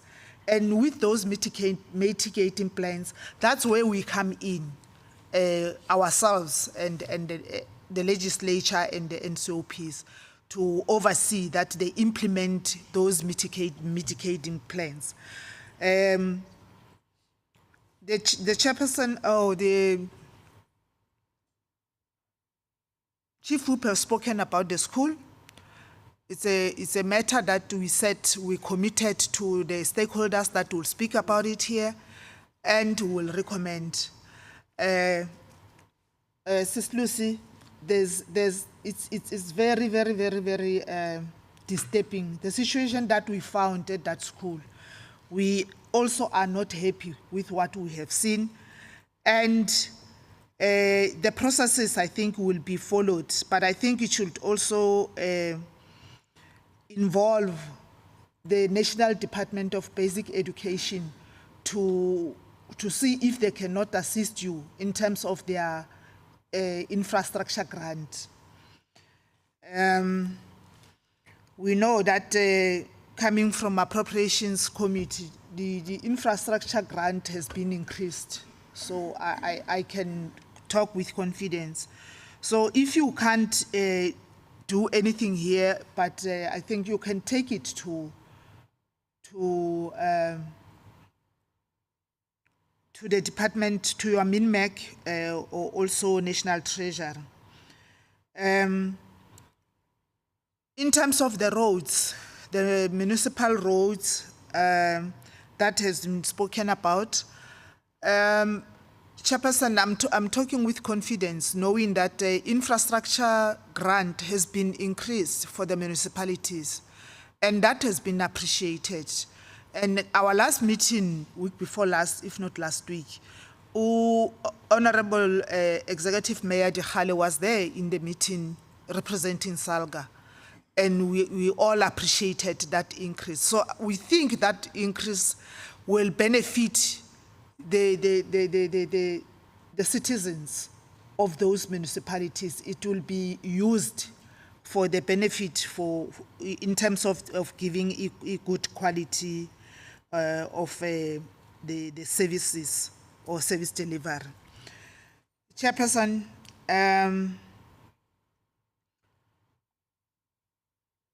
there was a talk in terms of the legislation that HOD Morolo spoke about yesterday. We will appreciate if we can get that legislation. When we were talking about the roads there, and also we were talking about the involvement of the unemployed and young graduates. So he spoke about the legislation. So we are the legislators. So if we can get that legislative piece of act, and see if we cannot amend it in consultation with the province. Lastly, Chair, on scholar transport, 5 kilometer distance is a national thing, and I think it needs our attention as well to assist the province. I heard the Chief Whip is making a commitment. It's something that the province, the legislature, must mandate us and give us a mandate, a clear mandate as to what is it that we need to do, so that when we go to the debates and make recommendations and engaging as a house, the relevant select committee must take the matter up with the Department of Transport nationally. Thank you very much, Chair. Thank you, Honorable Mahlangu. I'll start with Honorable Shiba, working with the HOD Ngubane. Honorable MEC Kokta Shiba, your comment out of what was raised here on the virtual platform. No, thank you very much, House Chairperson, for an opportunity that is given to us to respond. Honorable House Chairperson, the Chief Whip was talking about the issue of provision of water, to say that there are places that do not have water, while before they used to have water, and there are water tankers that are supplying water. The question was that where are they having the water? And he further said that we need to look at the matter, and also the issue of monitoring those water tankers. In as far as I know, House Chairperson, is that water tankers that are contracted with the municipality, they are abstracting water at the plants in each municipality. And in terms of monitoring, House Chair, it differs from each municipality to another. Others are using ward councillors as well as ward committees in terms of monitoring, and others, there are coupons that are assigned by a person that is assigned by the municipality in order to check whether that water tanker have arrived to the destination or to the place where they have been assigned to deliver the water. And he also raised to say that in terms of the visit by the state president for DDM launch, they will request that all MPs be invited. We're taking that, Honorable House Chairperson, as well as the issue of workshopping the MPLs who do that as the department. We will also plan accordingly. I will also request the HOD, if there are other questions that I could not hear, to tackle those questions. Thank you very much, House Chairperson. Thank you, MEC Shiba. HOD Ngubane.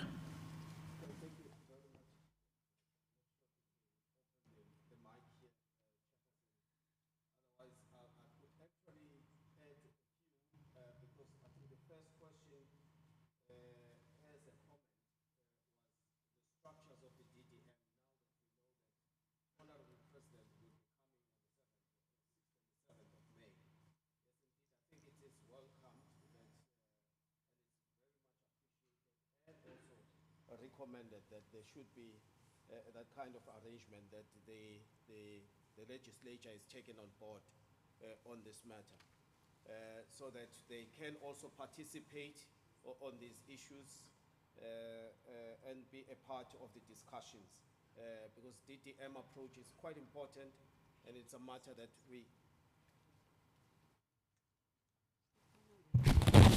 it's a matter that we will really put all our weight and backing to ensure that it is run appropriately. So yes, we appreciate this comment, and it is an eye-opener for the department to look into it quite urgently.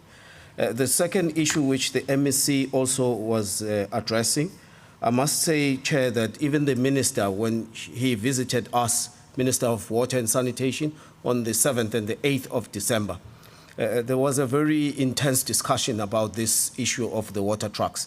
I must say that he is quite correct, that there are those that are taking advantage of the situation, and the desperate communities that are without water or infrastructure in the areas, and even more than those that he had just mentioned.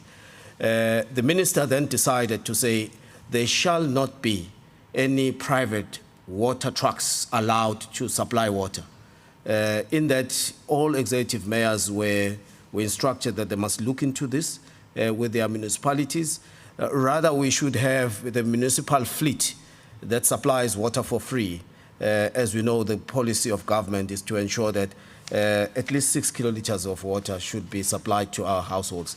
And this must also be complemented by the water trucks that should belong to the municipality. So there would not be a situation where water trucks ferry water at a price to communities. It's a difficult situation because there is a close relation between the infrastructure interfered with, like we have spoken. We have spoken about the illegal connections, the vandalism in infrastructure and the like. There is quite a close relation in the upward scourge of this interference with the infrastructure and the water trucks that you see operating privately with communities selling water in that regard. So it is part of the action plan between ourselves and Department of Water and Sanitation to ensure that we cap on this very unwarranted activity that is happening there. So I want to say that it is part of our task that has been given even by the Minister in this regard. I think Honourable Boshoff raised three critical matters, Honourable Chair, that we want to respond quickly on. The first was around the unfunded budgets, and it is part of that report where we also state that Provincial Treasury, amongst other things, has gone into assessing what could be the cause of municipalities adopting, unfunded budgets and what can be done to cap on this. Part thereof is the issue that we mentioned there, the budget funding plans and the budget funding tools, and they've been trained so that we can equally equate all the items must have a concomitant account of what the resource shall be in terms of the budget allocation. So they've been trained, and we just want to see that this financial year going forward, there is a very amicable reduction of the unfunded budgets because of the assessment and the nature of which they would have to deal with how this budget is cash funded. The second issue, which is also related to the third one, Boshoff raised the issue regarding the problems with ESCOM debts in most municipalities. And of course, how will those that are able to pay are not going to be affected by any load shedding and the like. Unfortunately, we've got this structure that is intergovernmental relations framework structure with ESCOM and the department. We are mediating between ESCOM and the municipalities on some of the issues that we find can be reasonably addressed between the two parties. We may not guarantee that when you pay, then you would not be subjected to load shedding, simply because there is only one point of supply that goes to the municipality. And if ESCOM finds that the municipality is owing, they just may not select those who pay and those who may not pay. They will simply say in their books, stands a debt which is owed by the municipality, and therefore in terms of their credit control policy, they will have to switch off a municipality, irrespective of whether you have paid or not paid. Now, these are the things that we are saying we need to negotiate and find better systems to look into rather how we reduce this debt rather than selecting within the communities who has paid and who has not paid, because that would not be a mandate or a territory that ESCOM must actually look into. I am at pains with that. I know that there are those that would think they were unfairly treated, but that's just how the policy has to be implemented by ESCOM in terms of credit administration. If the credit control policy says you are owing, therefore they will have to take credit control measures in reacting to such a debt. So these IGR platforms are meant to look into these things, and we introduce a better system as to how we rather reduce the debts rather than actually differentiating within the communities of those who are beneficiaries from the supply of ESCOM. And I think you also touched the issue of ring-fencing the revenue that is collected and how this can be assured to pay ESCOM. I spoke about the issue, Honourable Chair, of the support through 139 of the Municipal Finance Management Act, where we're looking at the municipality being supported for the financial recovery plans. It's part of that process. It is ongoing.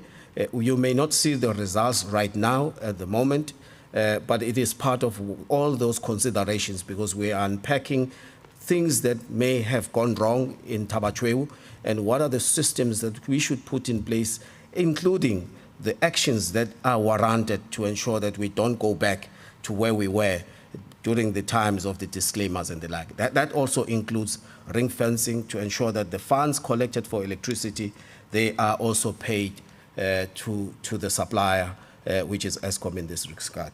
I am warming up also, Chair, to the Honorable Nkosi for her congratulatory remarks about the filling of the senior posts.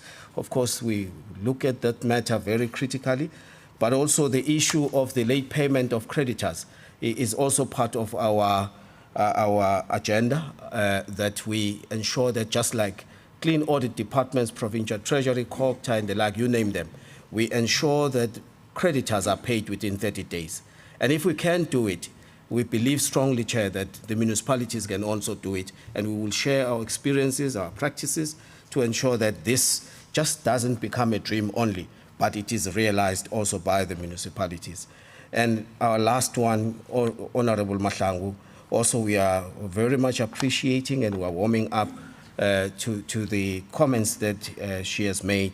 I think in general, our municipalities may also stand the ground of realizing that when the grant is allocated, it must be used for the purpose for which it was allocated.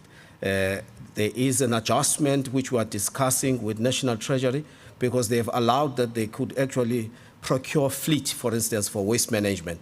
We strongly believe that this can also be allowed for water, so that the issue that has been raised by Honorable Mlombo about the water trucks, we can also source some of this money to buy water tanks and do away with this private practice of selling water through the water trucks.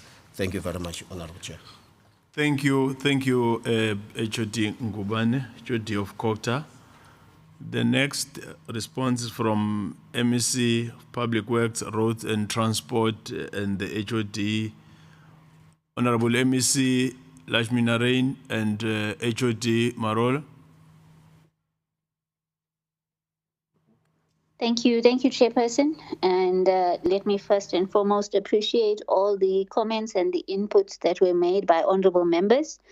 From my side, Chair, as I've indicated on Tuesday when I were with you, it needs all departments to work together. You know, when we speak about the issue of roads, when we speak about the issue of scholar transport, as much as government is putting scholar transport in a way to address the needs of transportation to learners, the disadvantages that it has on a child in terms of the level of tiredness, the level of concentration, must also be taken into consideration. Hence, when we are working in terms of developing township areas, in terms of building houses, I think good planning must also go right from the beginning to say that if we are erecting houses here, what is the decision or what is the path do we take in terms of roads and in terms of schools, in terms of economic in that area.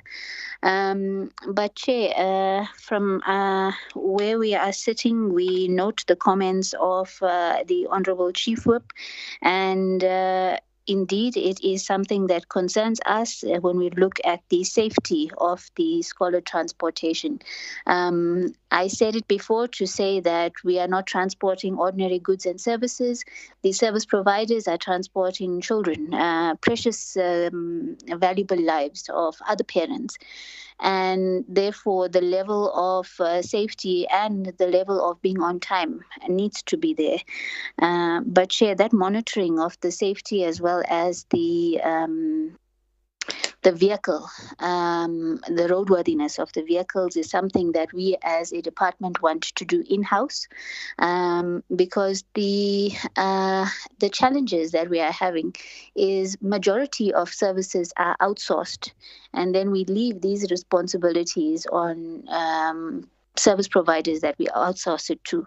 Whereas if we can increase our own capacity as a department and do it ourselves, it not only has the effect of responsibility, but also accountability.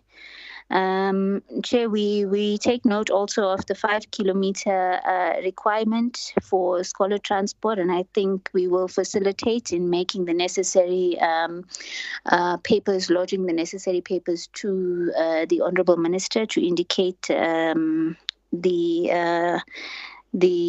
5 kilometer rule, also through the NCOP. Chair, the Shova Kulula requirement or the statement rather by the Chief Whip, we take note of that as well, and we understand that they do not qualify, where learners do not qualify for scholar transport, Shova Kulula offers that mode of transportation to the students, and I agree it needs to be intensified because some learners are not living far away from the schools. In terms of the statements by Honourable Boshoff, Honourable Member, we have plans in process for the tourist routes, as I indicated before, in terms of utilising the mechanised jet patches. Chair, we are currently already using them in Mashishing, and we are trying to test, put it through a test to see what will be the advantages and what's the disadvantages, so that when we put it on our tourist roads, we already are in a position to determine exactly how much of materials we must plan for in this current financial year. So those 4 mechanized jet patches will be deployed to all tourist routes first before they are given to regions on a need-by-need basis. In terms of the roads being a tourist contributor to the GDP, Chair, we understand that in Mpumalanga as a whole, we are a tourist destination. And not only our roads, but also we are looking at the possibilities of our flights as well in terms of aviation, because aviation also falls under Department of Transport, to increase the economic impact for the province at large. I apologize, Honourable Nkosi, for the late submission of the presentation from the department side, and I think the HOD would have to take it up because we've been given very early indication of what was needed to be presented in the House today. Chair, I think I spoke on majority comments, and I think the HOD will come in to address those that I have missed out. But from us as Department of Transport, I think we must take advantage of the presence of TRAC on this platform to indicate that let us not bypass our intergovernmental structures when we are working in the province. Sometimes we might overlook the importance of our councillors, the importance of our executive mayors, and the importance of the provincial departments in executing our mandates, only to come at a stage where we have disruptions to engage these necessary stakeholders.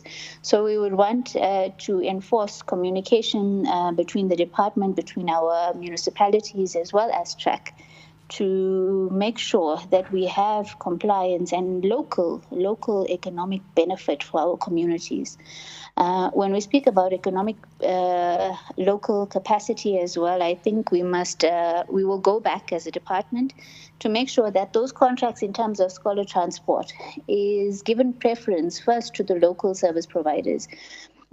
Chair, our service providers have been complaining to an extent that we acknowledge, and myself as well as a political head, you cannot have these service providers who are living around with the capacity, indicating that they are the ones who's getting breadcrumbs from the main contractors who are residing outside the province.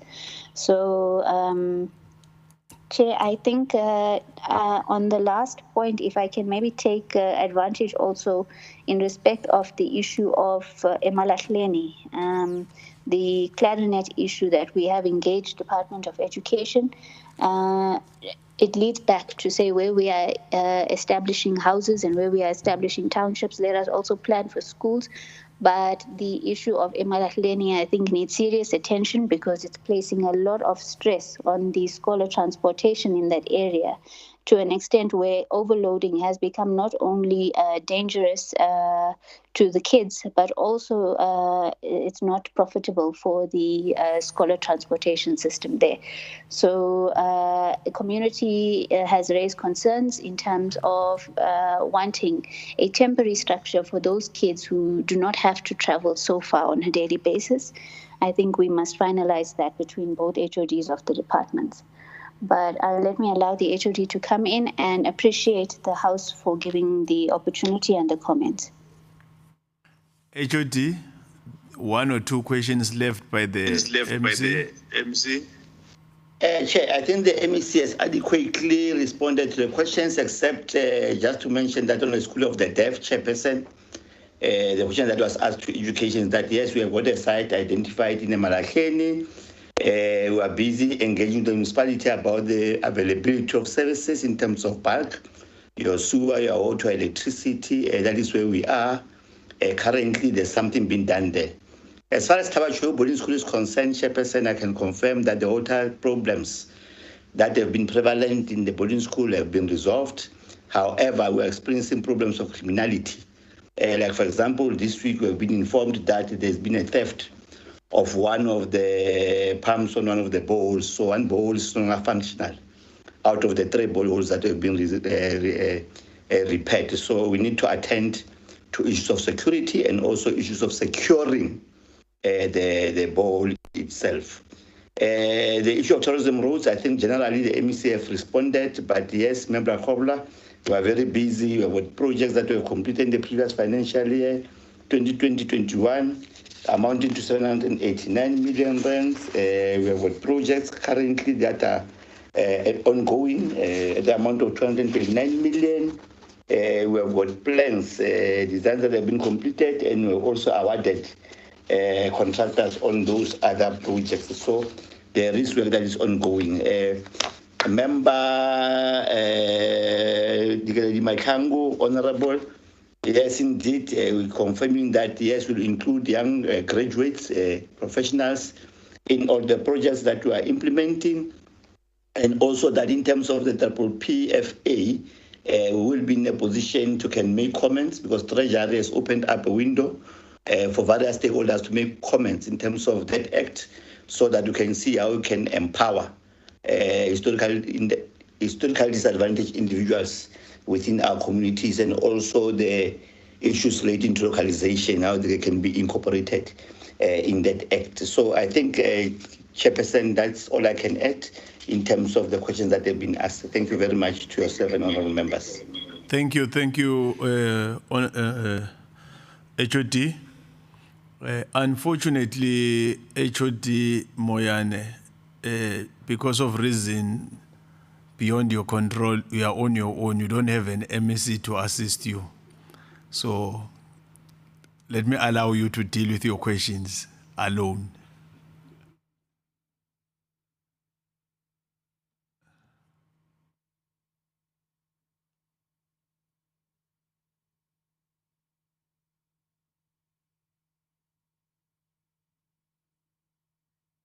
Maybe you can come to the podium. I saw Siskuku making it possible, that one, if it's a challenge.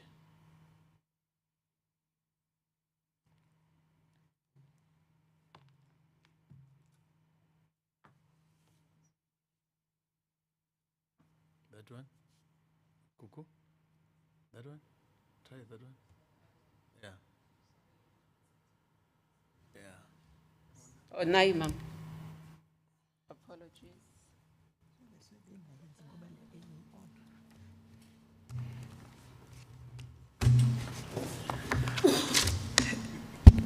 Thank you, Honorable Chair. Yeah, I'm an orphan today, but orphans survive. and we wonder how do they do that. Honorable MEC Lachman Rain has responded on matters of scholar transport, and it is because scholar transport, the provisioning thereof, is the responsibility of Public Works. And she has mentioned the issue of the Emalahleni case, which is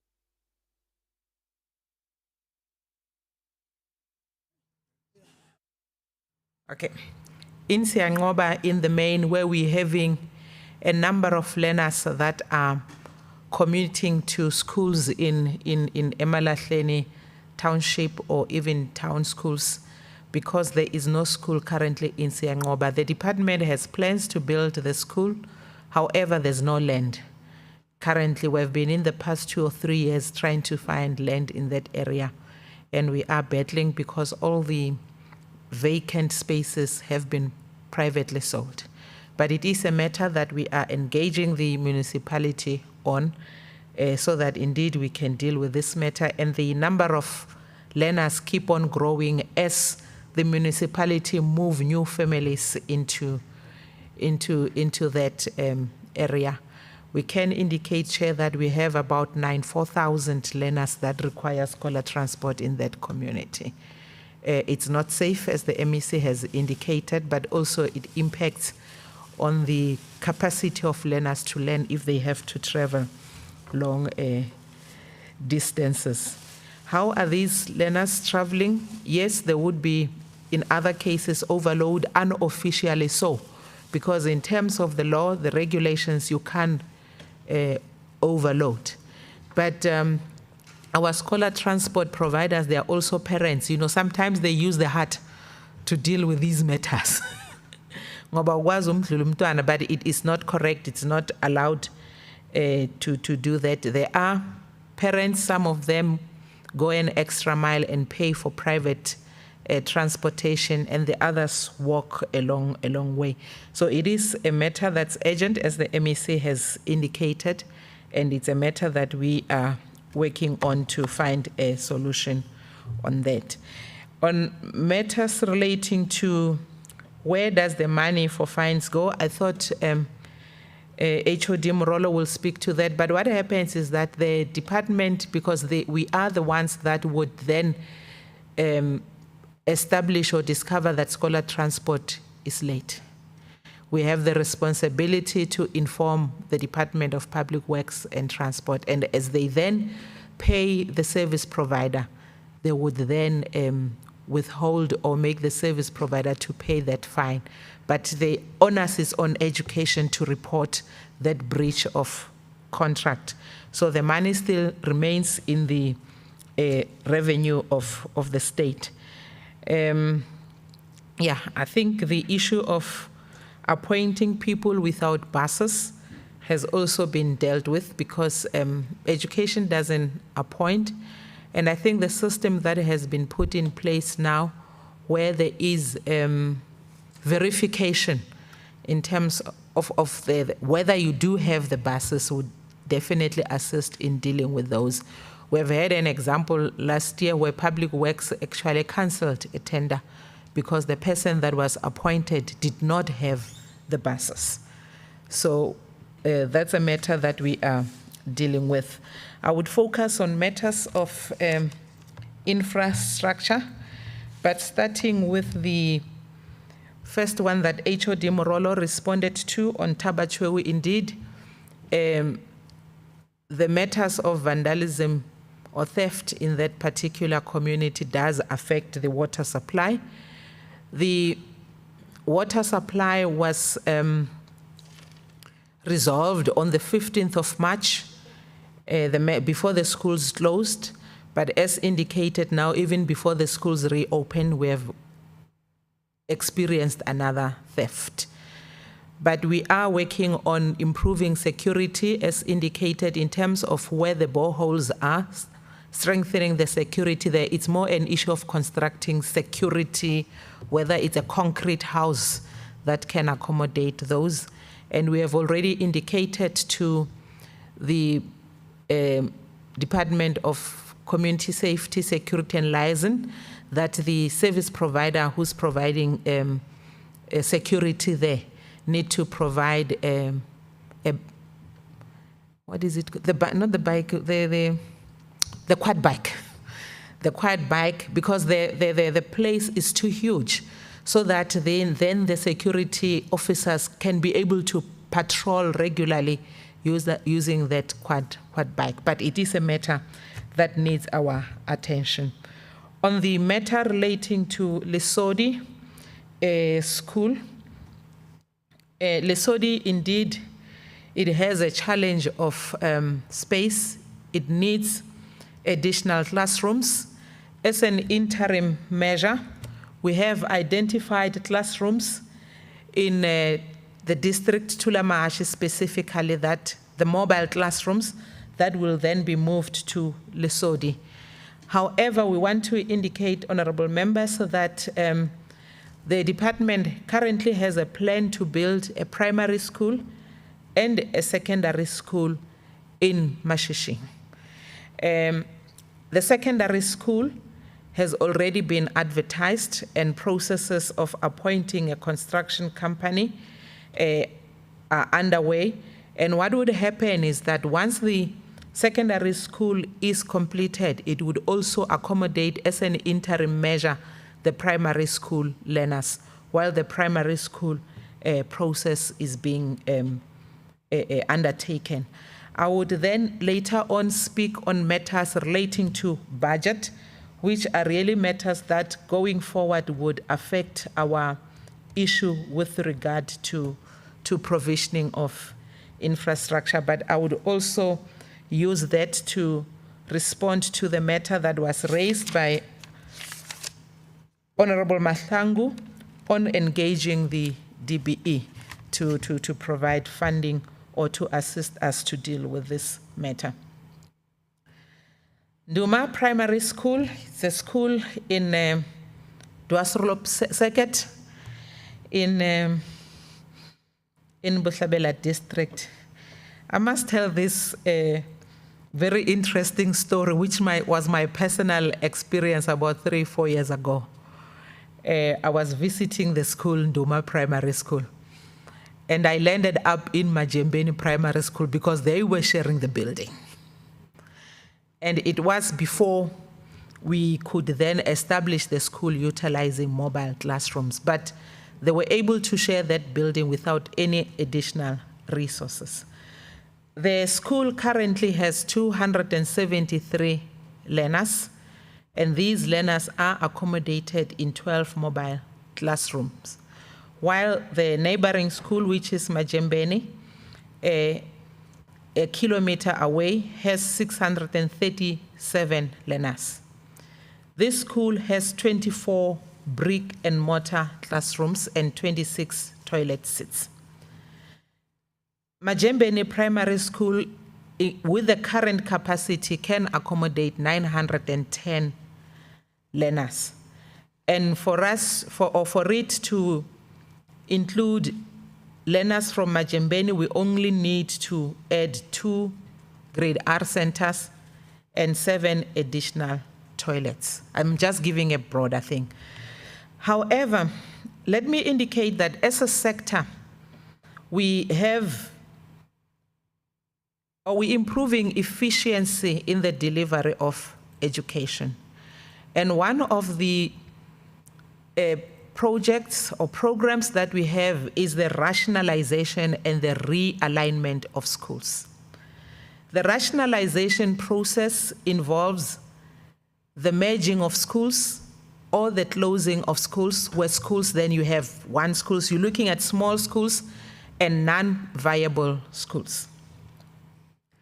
The realignment is where the school would not have all the grades. A primary school in law must have grade R up to grade 7. And a secondary school must have grade 8 up to grade 12. So we do, and we know of schools where you only have grade 4, 5, 6.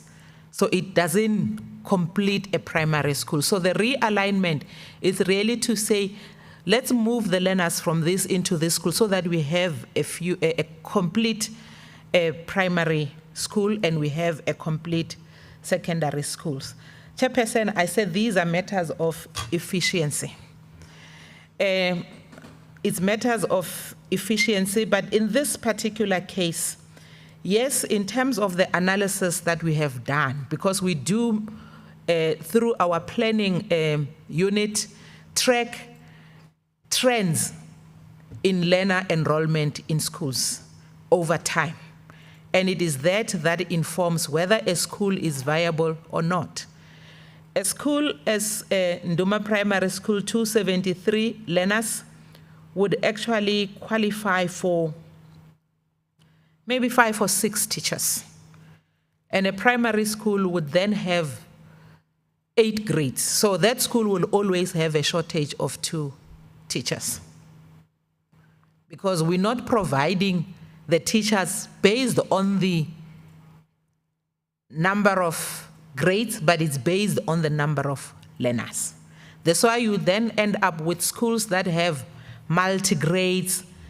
And as you provide teachers, you're also not looking at whether these learners are in the same grade. Then you'll then have some of the classrooms that are overcrowded, because now in this school you have 70 grade R learners. So we're looking at all those issues, but we also do what we call cost-benefit analysis. Yes, this school qualifies for 5 teachers. If we add 1 teacher, what would that mean? This school doesn't have infrastructure. The cost of building the infrastructure, what would that mean? So we do that as a desktop exercise. And once we have done that, we are required by law to consult the communities that are affected, to consult our labor unions. So in this case, we have not done that, but there is a process that takes almost 2 years for it to be finalized. So yes, it has been identified as one of the 72 schools that we have identified for rationalization and realignment, but we have not done those processes that are required by law that will ultimately indicate whether the school should merge or not. One of the issues that was raised on scholar transport as an example was that, yes, you might have 2 schools that are 2 kilometers apart. They would not qualify for scholar transport, but there are lions there. So when you have to merge a school, you'll also look at those issues in terms of whether the other contextual issues would affect the rationalization process. But in terms of the desktop, this is what we have done, and we can confirm, Chairperson, that the department currently does not have enough money to deal with the backlog. I've indicated that we have a 34 billion backlog, and that does not include the shortage of classrooms that we have. I know I'm taking time. It's just for us to be on the same page that the department still needs to consult on this matter. And this is a matter that has been nationally prioritized. Actually, on Sunday, we had a sector discussion on this matter, Chairperson. On the matter relating to Shanke Secondary School, we can confirm that in Shanke, planning and design has been completed to upgrade the school to become a mega school and also meet the requirements of it being an MST focus school. The procurement of this, which is the issue of money that I said I'll indicate later on, the procurement processes here will be affected by the changes in the funding provisioning. The province currently relies on conditional grant funding for its infrastructure. In the last 2 years, we don't have funding from the equitable share. So we have been relying solely on the education infrastructure grant. And the grant conditions have changed starting from 2022 to 2022-23. In that now, instead of the 30% going to maintenance, the grant now provides that 60% should go to maintenance.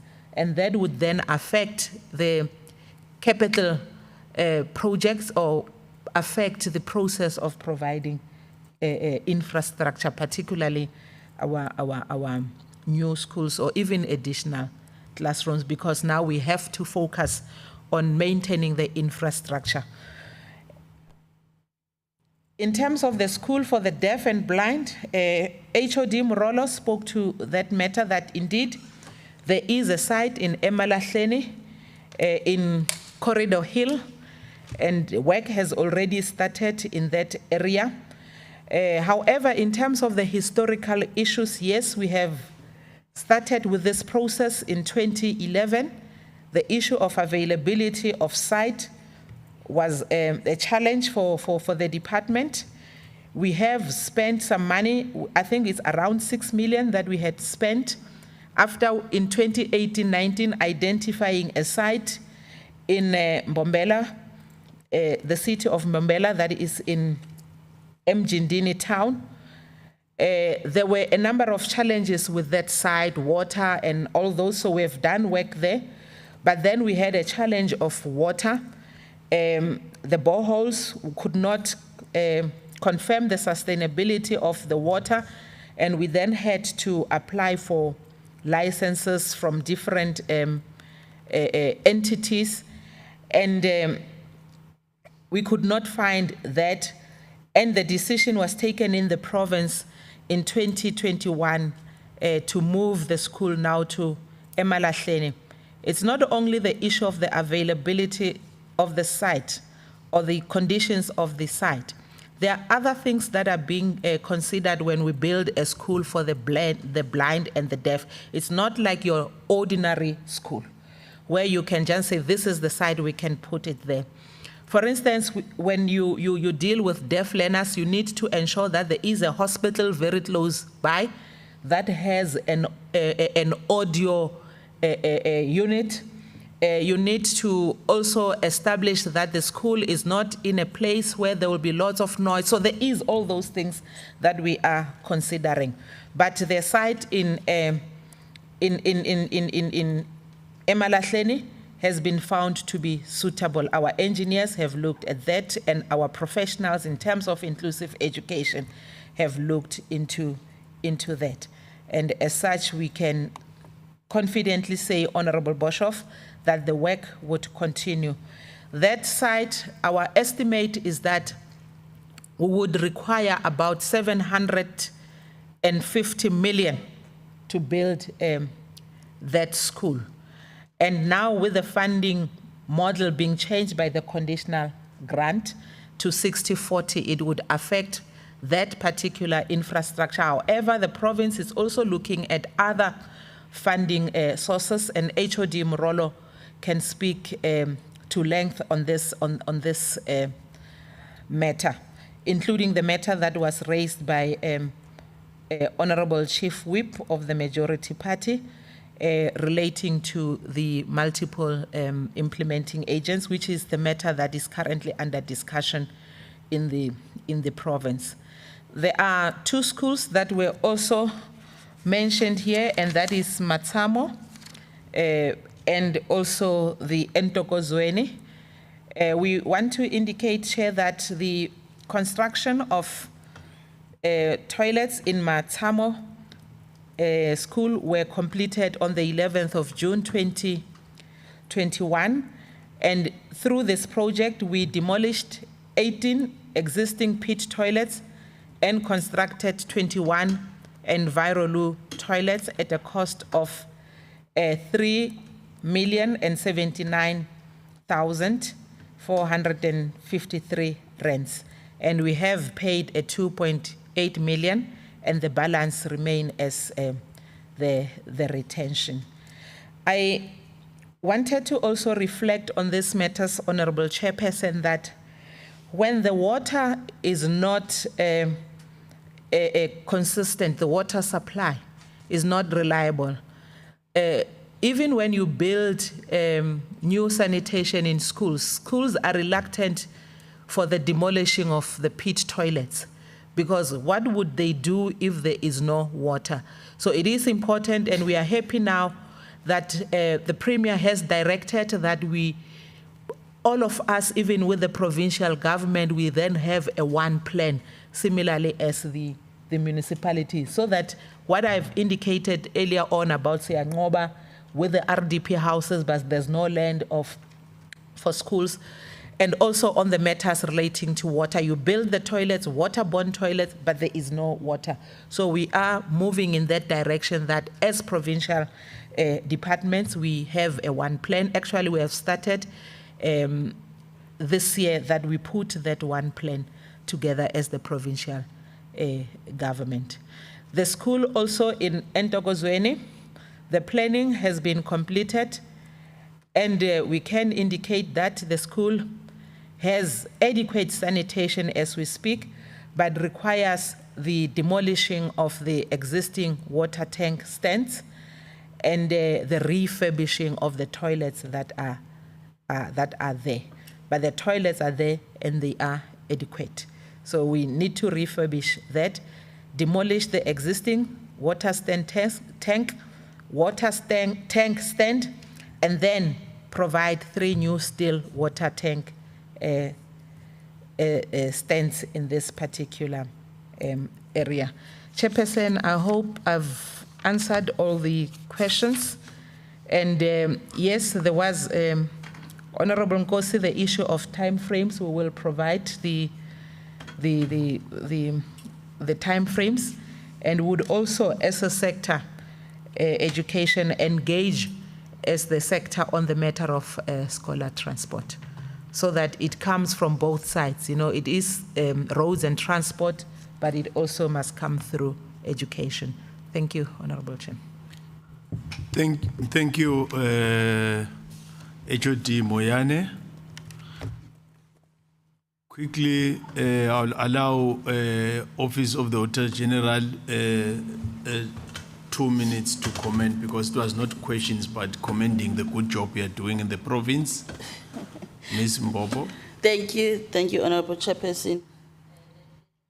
And appreciate the honorable members for appreciating the work that the audit office is doing. There was, however, I think a specific question from Honorable Member Bosho, but I think the HOD Kokta touched on that. So I will just add with the 2 minutes that I have, Honorable Chairperson. And that question was on the unfunded budget. And I first wanted to indicate the 2 municipalities that Honorable Member Bishop was referring to, and that is the city of Bombela and Tabache in this district that you are busy with. What is causing unfunded? What do we mean when we say we have unfunded budget? And I think realistically what we mean there is we say the budget is unrealistic.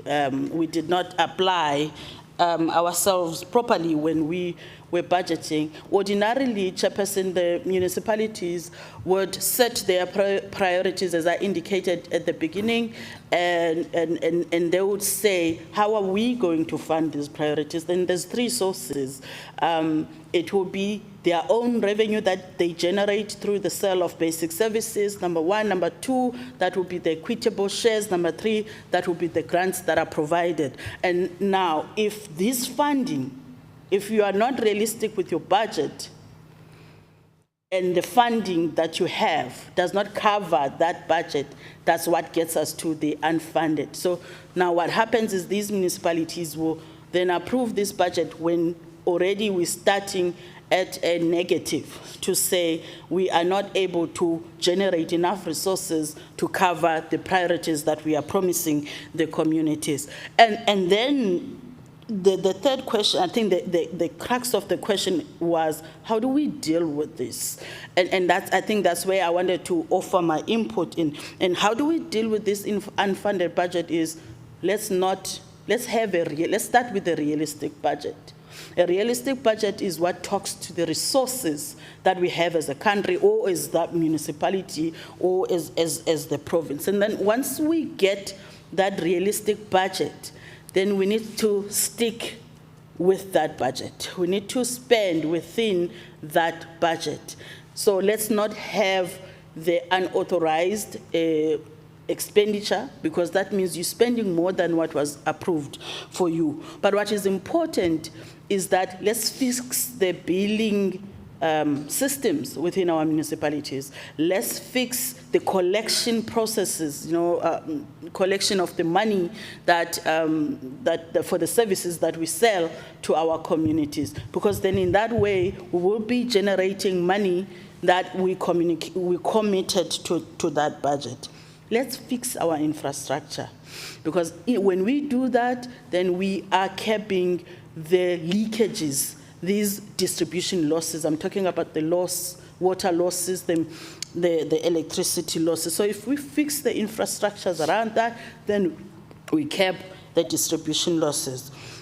Let us also try and make sure that we avoid the fruitless and wasteful expenditures, meaning let us not pay for things that we should not be paying for.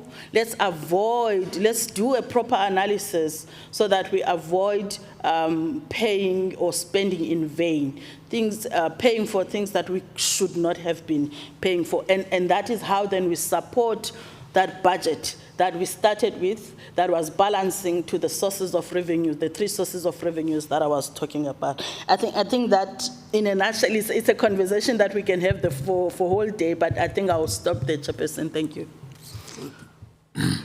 Thank you. Thank you, Ms. Bo. The last comment, parting shots, will be from CEO Track, Mr. Van Niekerk.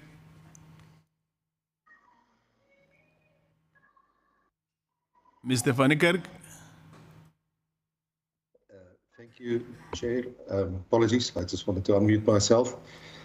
Yes, just from my side, I think we were more contributing and providing information to the meeting. There was no specific questions, but just also as a private sector role player in the province. And I think it's very important that, road infrastructure and also feeder road infrastructure is of a high standard.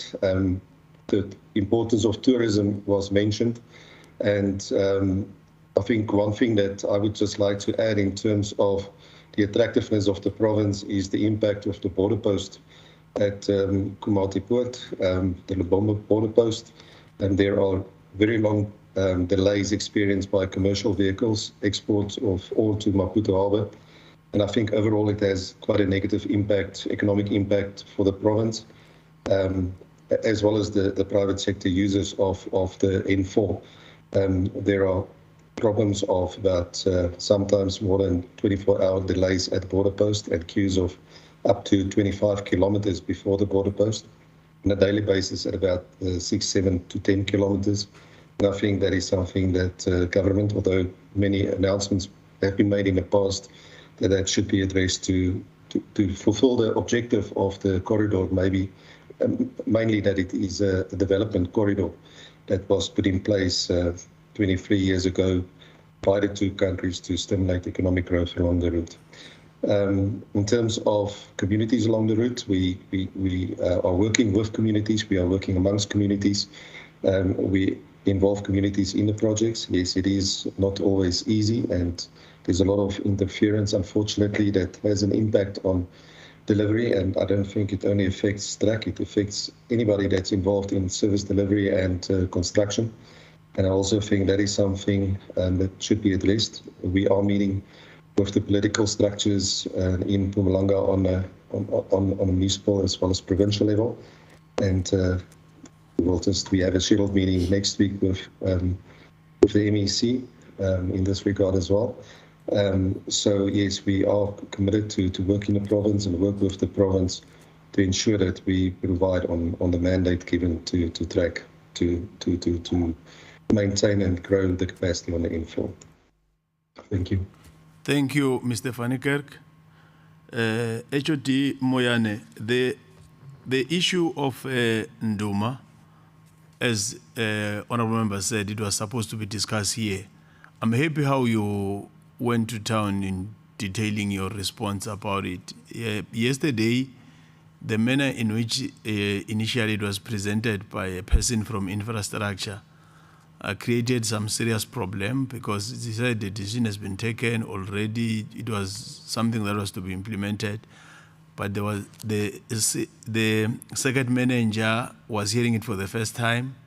The district head said exactly what you are saying. So probably it's an issue, as said by Chief Whip, that the proper way of managing such matters, especially as a department, so that even if we can have many voices, but the message will be the same, because that's what created the problems. That is why it was singled out as something to be discussed in this meeting, because even the school was surprised at the manner in which it was presented. But we're happy about what you explained, because it confirms what was said by the district head. There's no contradiction. But the people coming from the province, from infrastructure, how they dealt with that option, because it's still an option that is seriously being considered, but there are a number of factors, as we have quite correctly explained it. Colleagues, from now moving forward, before giving to our provincial whip to do the concluding remarks, I want to explain that just three things. The first one is that in getting an opportunity to be able to assess the state capacity to respond to the needs of the communities. So in our case, we're assessing the capacity of Mpumalanga. We can confirm and totally agree with you, Chief Whip, that indeed the Mpumalanga is able to deal with the needs of communities. But of course, be that as it may, doesn't mean that there's no room for improvement. There is room for improvement, and there are some specific cases identified and refer to relevant departments. But what we'll do from here is to have the consolidated report from the province that will be taken to Parliament and with our colleagues, and we'll have a specific date where we'll be debating. Then there will be some issues that will be isolated, referred to relevant executive authorities, like your extension of Driekopies Dam as an example, the water reticulation even in Tabacheu, and that is why we started with the DG and the Deputy Minister of National Department, so that they can come in the province to assist. And the visit after next month by the President to deal with some of the issues and challenges that we're picking, and some lessons and good stories that can be shared, and us also learning from other provinces. And once we have that date confirmed, we'll extend the invitation to the leadership of SALGA in Mpumalanga, and of course the legislature, so that we can have the relevant people coming from the legislature to also participate in that debate, so that when we deal with the consolidated report, it's not out of something that is a thumbsuck from us that are just representing ourselves, but it's a proper reflection of a real outcome because of a serious interaction in this hectic week. With that, that is a way forward. But with that now, I'll take this opportunity to give it to our provincial whip, Honorable Malika, to do a vote of thanks. Honorable Malika.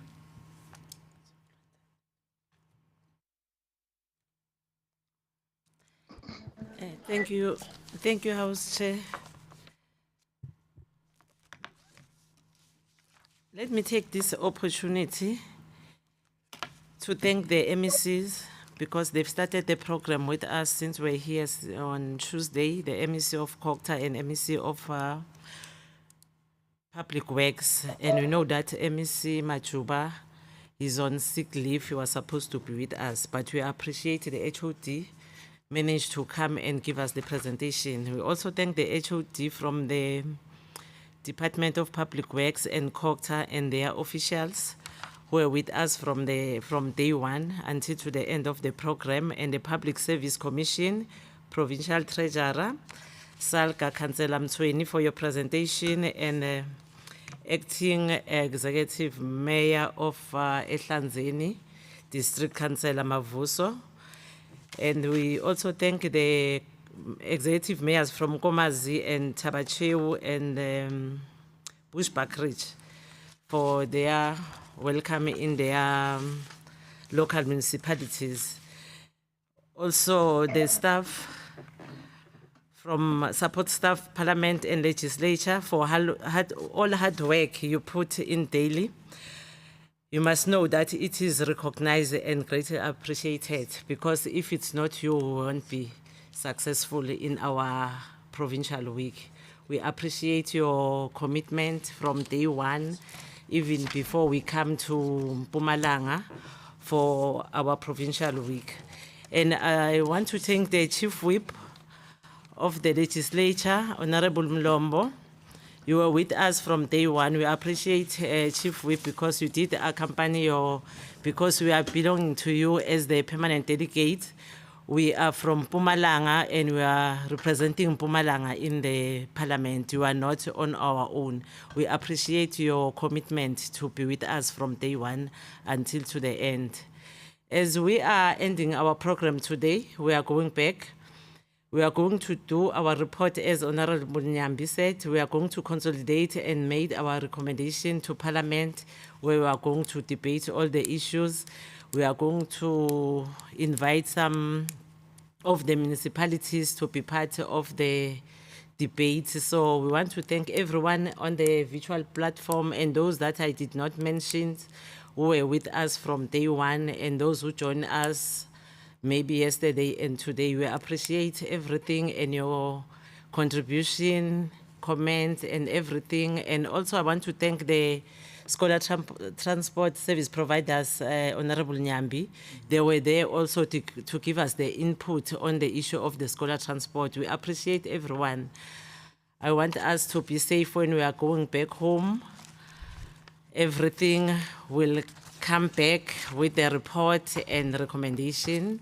We will send it back even to the province that can know. And also Honorable Shabalala was with us as the chairperson of the committee. We appreciate because she did engage and seen there's some issues that they have to go through with it. As we are here, we are not here to give you challenges, but we are here to assist on the challenges that are in the ground. We thank you, everyone who are here now. Thank you, Honorable Chair. Thank you, Honorable Malika. The last part that Honorable Chief, we probably have to do it in writing. The Mpumalanga and Gauteng, once we are in those provinces, the security personnel that will always be making it to be a seamless exercise to move around, sometimes leaving late, but they will make it a point that you arrive in time to be ready and in our meeting. Honorable Malika will be doing that later on our behalf, because the leadership of those people, they must know that we are not taking it for granted, that it's a matter of must that they have to provide that service. And the staff, my parting shots is to share with you the practical experience that I won't do as a mistake. When we're in Komazi municipality, we've got those people that are in that corner. I won't mention whether it's on my left or right so that I can be safe to get out here. They got a service provider, and the service provider build Parliament and to come and give us catering on that first day, Chief Whip. So when we made an announcement that now let's get to lunch, only to find that the person is nowhere to be found. When they are calling, the person is not available. They went to check the address given by that service provider, only to discover that it was a scam. So we don't have the name that exists in that place. So fortunately, the payment was to be processed on that particular day. So it was stopped before being processed. So I won't make that mistake and announce that so that I can subject you to what you experience in Komas. But fortunately, the municipality was ready to organize something before we can get to our second engagement. I don't know whether there's any announcement here. Okay, I'm told here, no, there's no scam. Lunch is ready for all of us. I officially declared this one closed. You can give yourself a good round of applause. Well done, thank you.